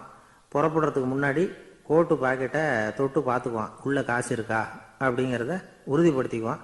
அதுக்கப்புறம் தான் வெளியில் கிளம்புவான். இப்படியே பல வருஷம் ஓடி போச்சு. ஒரு நாள் அவனுக்கு அந்த ஆசை வந்துட்டுது. அதாவது அந்த துளையிட்ட நாணயத்தை எடுத்து கண்ணால் பார்க்கணும் அப்படின்னு. காலையில் சாப்பிட்டுக்கிட்டு இருந்தான். அப்போ தன்னுடைய மனைவி கிட்ட சொன்னான், ரொம்ப நாளைக்கு அப்புறம் என்னுடைய அந்த நாணயத்தை இன்னைக்கு வெளியில் எடுத்து பார்க்க போறேன்னா. என்னத்துக்கு அது, இப்போ அதை பார்க்க வேணாமே அப்படின்னு மெதுவாக இழுத்தாங்க அந்த அம்மா. இல்லை இல்லை, நான் பார்த்தே தீரணும் அப்படின்னு அவன் தன்னுடைய சட்டை பைக்குள்ள கையை விட்டான். உள்ளே இருந்த நாணயத்தை வெளியில் எடுத்தான், பார்த்தான். பார்த்தா அவனுக்கு ஆச்சரியமாக போச்சு. அந்த நாணயத்தில் தொலையே இல்லை. என்ன ஆச்சு அப்படின்னு சொல்லி அவன் ரொம்ப குழம்பி போயிட்டான். இப்போ அந்த அம்மா சொன்னாங்க, நான் தான் ஒரு நாள் உங்கள் கோட்டு ரொம்பவும் தூசியாக இருக்கேன்னு சொல்லி அதை ஜன்னலுக்கு வெளியில் உதறினேன். உள்ளே இருந்த அந்த காசு அப்போ எனக்கு தெரியாது, ஞாபகத்தில் இல்லை. அது தெருவில் விழுந்துட்டது போல இருக்கு. அதுக்கப்புறம் எவ்வளவோ தேடி பார்த்தேன், கிடைக்கல. அதுக்குள்ளே அதை யாரோ எடுத்துகிட்டு போயிட்டாங்க போல இருக்கு. அது இல்லைங்கிறது உங்களுக்கு தெரிஞ்சால் வருத்தமாக இருக்குமேங்கிறதுக்காக நான் தான் வேற ஒரு நாணயத்தை எடுத்து சட்டை பைக்குள்ளே வச்சுட்டேன் அப்படின்னு விவரத்தை சொன்னாங்க அந்த அம்மா. இது எப்போ நடந்ததுன்னு கேட்டான். உங்களுக்கு அந்த காசு கிடைச்சதே அன்னைக்கு மறுநாளே இது நடந்து போச்சு அப்படின்னாங்களாம். இதை கொஞ்சம் யோசனை பண்ணி பாருங்க. அவனுக்கு அதிர்ஷ்டத்தை கொடுத்தது அந்த நாணயம் இல்லை, அவனுடைய நம்பிக்கை, அதாவது தன்னம்பிக்கை. அதுதான் வேலை செஞ்சிருக்கு. இதிலிருந்து நாம் தெரிஞ்சுக்க வேண்டியது என்னன்னா, வாழ்க்கையில் முன்னேற நினைக்கிறவங்களுக்கு தன்னம்பிக்கை ரொம்ப முக்கியம். அது இல்லைன்னா முன்னேற முடியாது. ஒருத்தன் சொன்னானா, நான் எப்போவுமே என்ன தான் சார் நம்புவேன், மற்றவங்கள நம்ப மாட்டேன். நேற்றுக்கு பாருங்க, திடீர்னு 10 பேர் என்னை அடிக்க வந்துட்டாங்க, நான் ஒருத்தனாவே அதை சமாளித்தேன் அப்படின்றான் ரொம்ப பெருமையா. அது எப்படின்னு கேட்டாங்களாம். ஒரே ஓட்டமாக அங்கேருந்து ஓடி வந்துட்டேன் அப்படின்னு நானா. ஒரு ஊரில் ஒருத்தர் இருந்தார், ரொம்ப நல்லவர். யாருக்காவது ஏதாவது கொடுத்துக்கிட்டே இருப்பார், கொடையாளி. தினமும் யாராவது ஒருத்தருக்கு ஏதாவது கொடுக்கலன்னா அவருக்கு தூக்கம் வராது, அப்படி ஒரு பழக்கம். அது மட்டும் இல்லை, அவர் கொடுக்கறது அடுத்தவங்களுக்கு தெரியாது, அவ்வளவு ரகசியமாக அதை கொடுப்பார். வலது கை கொடுக்கறது இடது கைக்கு தெரியக்கூடாதுன்னு சொல்லுவாங்கள்ல, அது மாதிரி அவர். ஒரு நாள் ராத்திரி அவர் ஏற்கனவே தயாராக கட்டி வச்சிருந்த பணம் முடிச்ச கையில் எடுத்துக்கிட்டு வீட்டை விட்டு வெளியில் வந்தார். தெருவில் இறங்கி நடந்தார். இன்னைக்கு யாருக்கு தர்மம் செய்கிறது அப்படின்னு யோசனை பண்ணிக்கிட்டே இருட்டில் நடந்து வந்துக்கிட்டு இருக்கிறார். யாரோ ஒருத்தர் எதிரில் வர்றது மாதிரி தெரிஞ்சுது. உடனே அவர் கிட்ட போனார். தன்கிட்ட இருந்த பணம் முடிச்ச அவசரமாக அவர் கையில் திணிச்சுட்டு திரும்பி வந்துட்டார். அப்பாடா, ஒரு வழியாக யாருக்கும் தெரியாமல் இன்னைக்கு தர்மம் பண்ணியாச்சு அப்படிங்கிற மகிழ்ச்சி, மன நிறைவு அவர் முகத்தில். நிம்மதியாக தூங்கினார். அப்புறம் எழுந்திரிச்சார். மறுநாள் காலையில் ஊரு பூரா ஒரே பேச்சு. என்ன பேச்சுன்னா, நேற்று ராத்திரி ஒரு திருடன் கையில் யாரோ பணத்தை கொடுத்துட்டு போயிருக்கிறாங்க அப்படின்னு எல்லாரும் பேசிக்கிட்டு இருக்கிறாங்க. இதை கேள்விப்பட்டதும் அந்த பெரியவருக்கு ரொம்ப வருத்தமாக போச்சு. அடடா, போயும் ஒரு திருடனுக்காக உதவி பண்ணியிருக்கிறோம், பிரயோஜனம் இல்லாமல் போயிட்டுதே அப்படின்னு நினச்சார். சரி, இன்னைக்கும் யாருக்காவது உதவி பண்ணணும் அப்படின்னு முடிவு பண்ணினார். ராத்திரி நேரம் வந்தது. இவர் வழக்கம் போல் தெருவில் இறங்கி நடந்தார். கையில் பணம் முடிச்சு. எதிரில் ஒரு பொன் உருவம் மங்கலாக தெரிஞ்சது. இவர் உடனே அந்த பெண்கிட்ட பணத்தை கொடுத்துட்டு திருப்தியாக திரும்பி வந்துட்டார். மறுநாள் காலையில் ஊர் பூரா என்ன பேசிக்கிட்டாங்க தெரியுமா? நேற்று ராத்திரி நெறி தவறி நடக்கிற ஒரு பெண்ணின் கையில் யாரோ வச்சுட்டு போயிருக்கிறாங்க அப்படின்னு எல்லாரும் பேசிக்கிறாங்க. அடடா, இன்னைக்கும் தவறுதலாக நடந்து போச்சு அப்படின்னு ஒரு வருத்தப்பட்டார். இருக்கட்டும், இன்னைக்கும் ஏதாவது தர்மம் பண்ணுவோம் அப்படின்னு நினச்சிக்கிட்டாரு. 3வது நாள் ராத்திரியும் புறப்பட்டார். இப்பவும் எதிரில் ஒருத்தர் வந்தார். இவர் பணத்தை கொடுத்தார், திரும்பி வந்துட்டார். மறுநாள் மக்கள் என்ன பேசிக்கிட்டாங்கன்னா, நேற்று ராத்திரி ஒரு செல்வந்தர் கையில் யாரோ பணத்தை கொடுத்துட்டு போயிருக்கிறாங்க அப்படின்னு பேசிக்கிட்டாங்களாம். அவருக்கு ரொம்ப வருத்தமாக போயிட்டுது. என்ன இது, தினம் இப்படி ஆகிக்கிட்டு இருக்குதே அப்படின்னு நினச்சிக்கிட்டே படுத்து தூங்கினார். அன்னைக்கு ராத்திரி ஒரு கனவு. அந்த கனவுல இறைவன் வந்து சொன்னாராம், இதோ பாருப்பா, நீ கொடுத்த தர்மம் வீணா போயிடல. உன்கிட்ட பணம் வாங்கின அந்த திருடன் திருந்திட்டான், அந்த பொண்ணும் திருந்திட்டா, அந்த செல்வந்தனும் கொடையாளி ஆயிட்டான், எல்லாருக்கும் உதவி பண்ண ஆரம்பிச்சுட்டான் அப்படின்னு சொன்னாராம். இந்த கதையை சொன்னவர் யாருன்னா நபிகள் நாயகம். இதில் உள்ள கருத்து என்னன்னா, நல்ல மனசோட தர்மம் பண்ணுனா அது வீணா போறதில்லை. இன்னொரு கருத்து, தர்மம் வந்து தன்னை மட்டுமல்ல அடுத்தவங்களையும் தீமையிலிருந்து காப்பாற்றும். இதுதான் நாம புரிஞ்சிக்க வேண்டியது. இந்த காலத்திலையும் இது மாதிரி சில சம்பவங்கள் நடக்கிறது உண்டு. ஒரு பெரியவர் இருட்டில் நடந்து வந்துகிட்டு இருந்தாரு.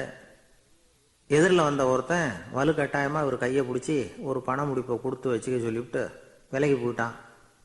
பெரியவருக்கு ஆச்சரியம், இந்த காலத்துலேயும் இப்படி வலது கை கொடுக்கறது இடது கைக்கு தெரியக்கூடாதுன்னு நினைக்கிற கொடையாளிகள் உண்டு போல இருக்கு அப்படின்னு யோசனை பண்ணிக்கிட்டே நடந்தார். கொஞ்சம் தூரம் போயிருப்பாரு. அதுக்குள்ளே அதே ஆள் திரும்பி வந்தான். கொடுத்த பண முடிப்பை திருப்பி கொடுங்க அப்படின்னு கேட்டு வாங்கிட்டான்.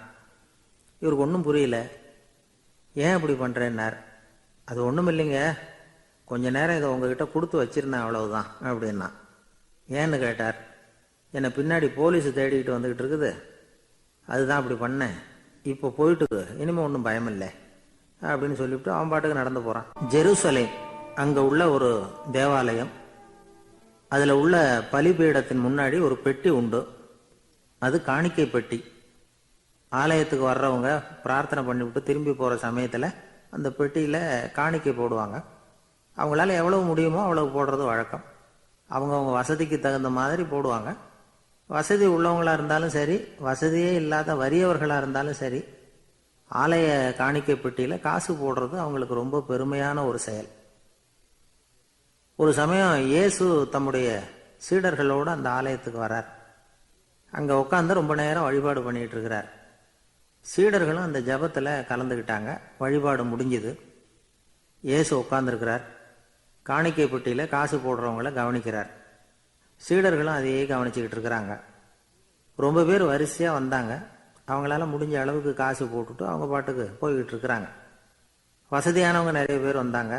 அதுக்கு மத்தியில் வயசான ஒரு அம்மா, அவங்களும் வந்து காசு போட்டுட்டு போகிறாங்க. இப்போ இயேசு தன்னுடைய சீடர்கள் பக்கம் திரும்பினார். ஒரு கேள்வி கேட்டார்.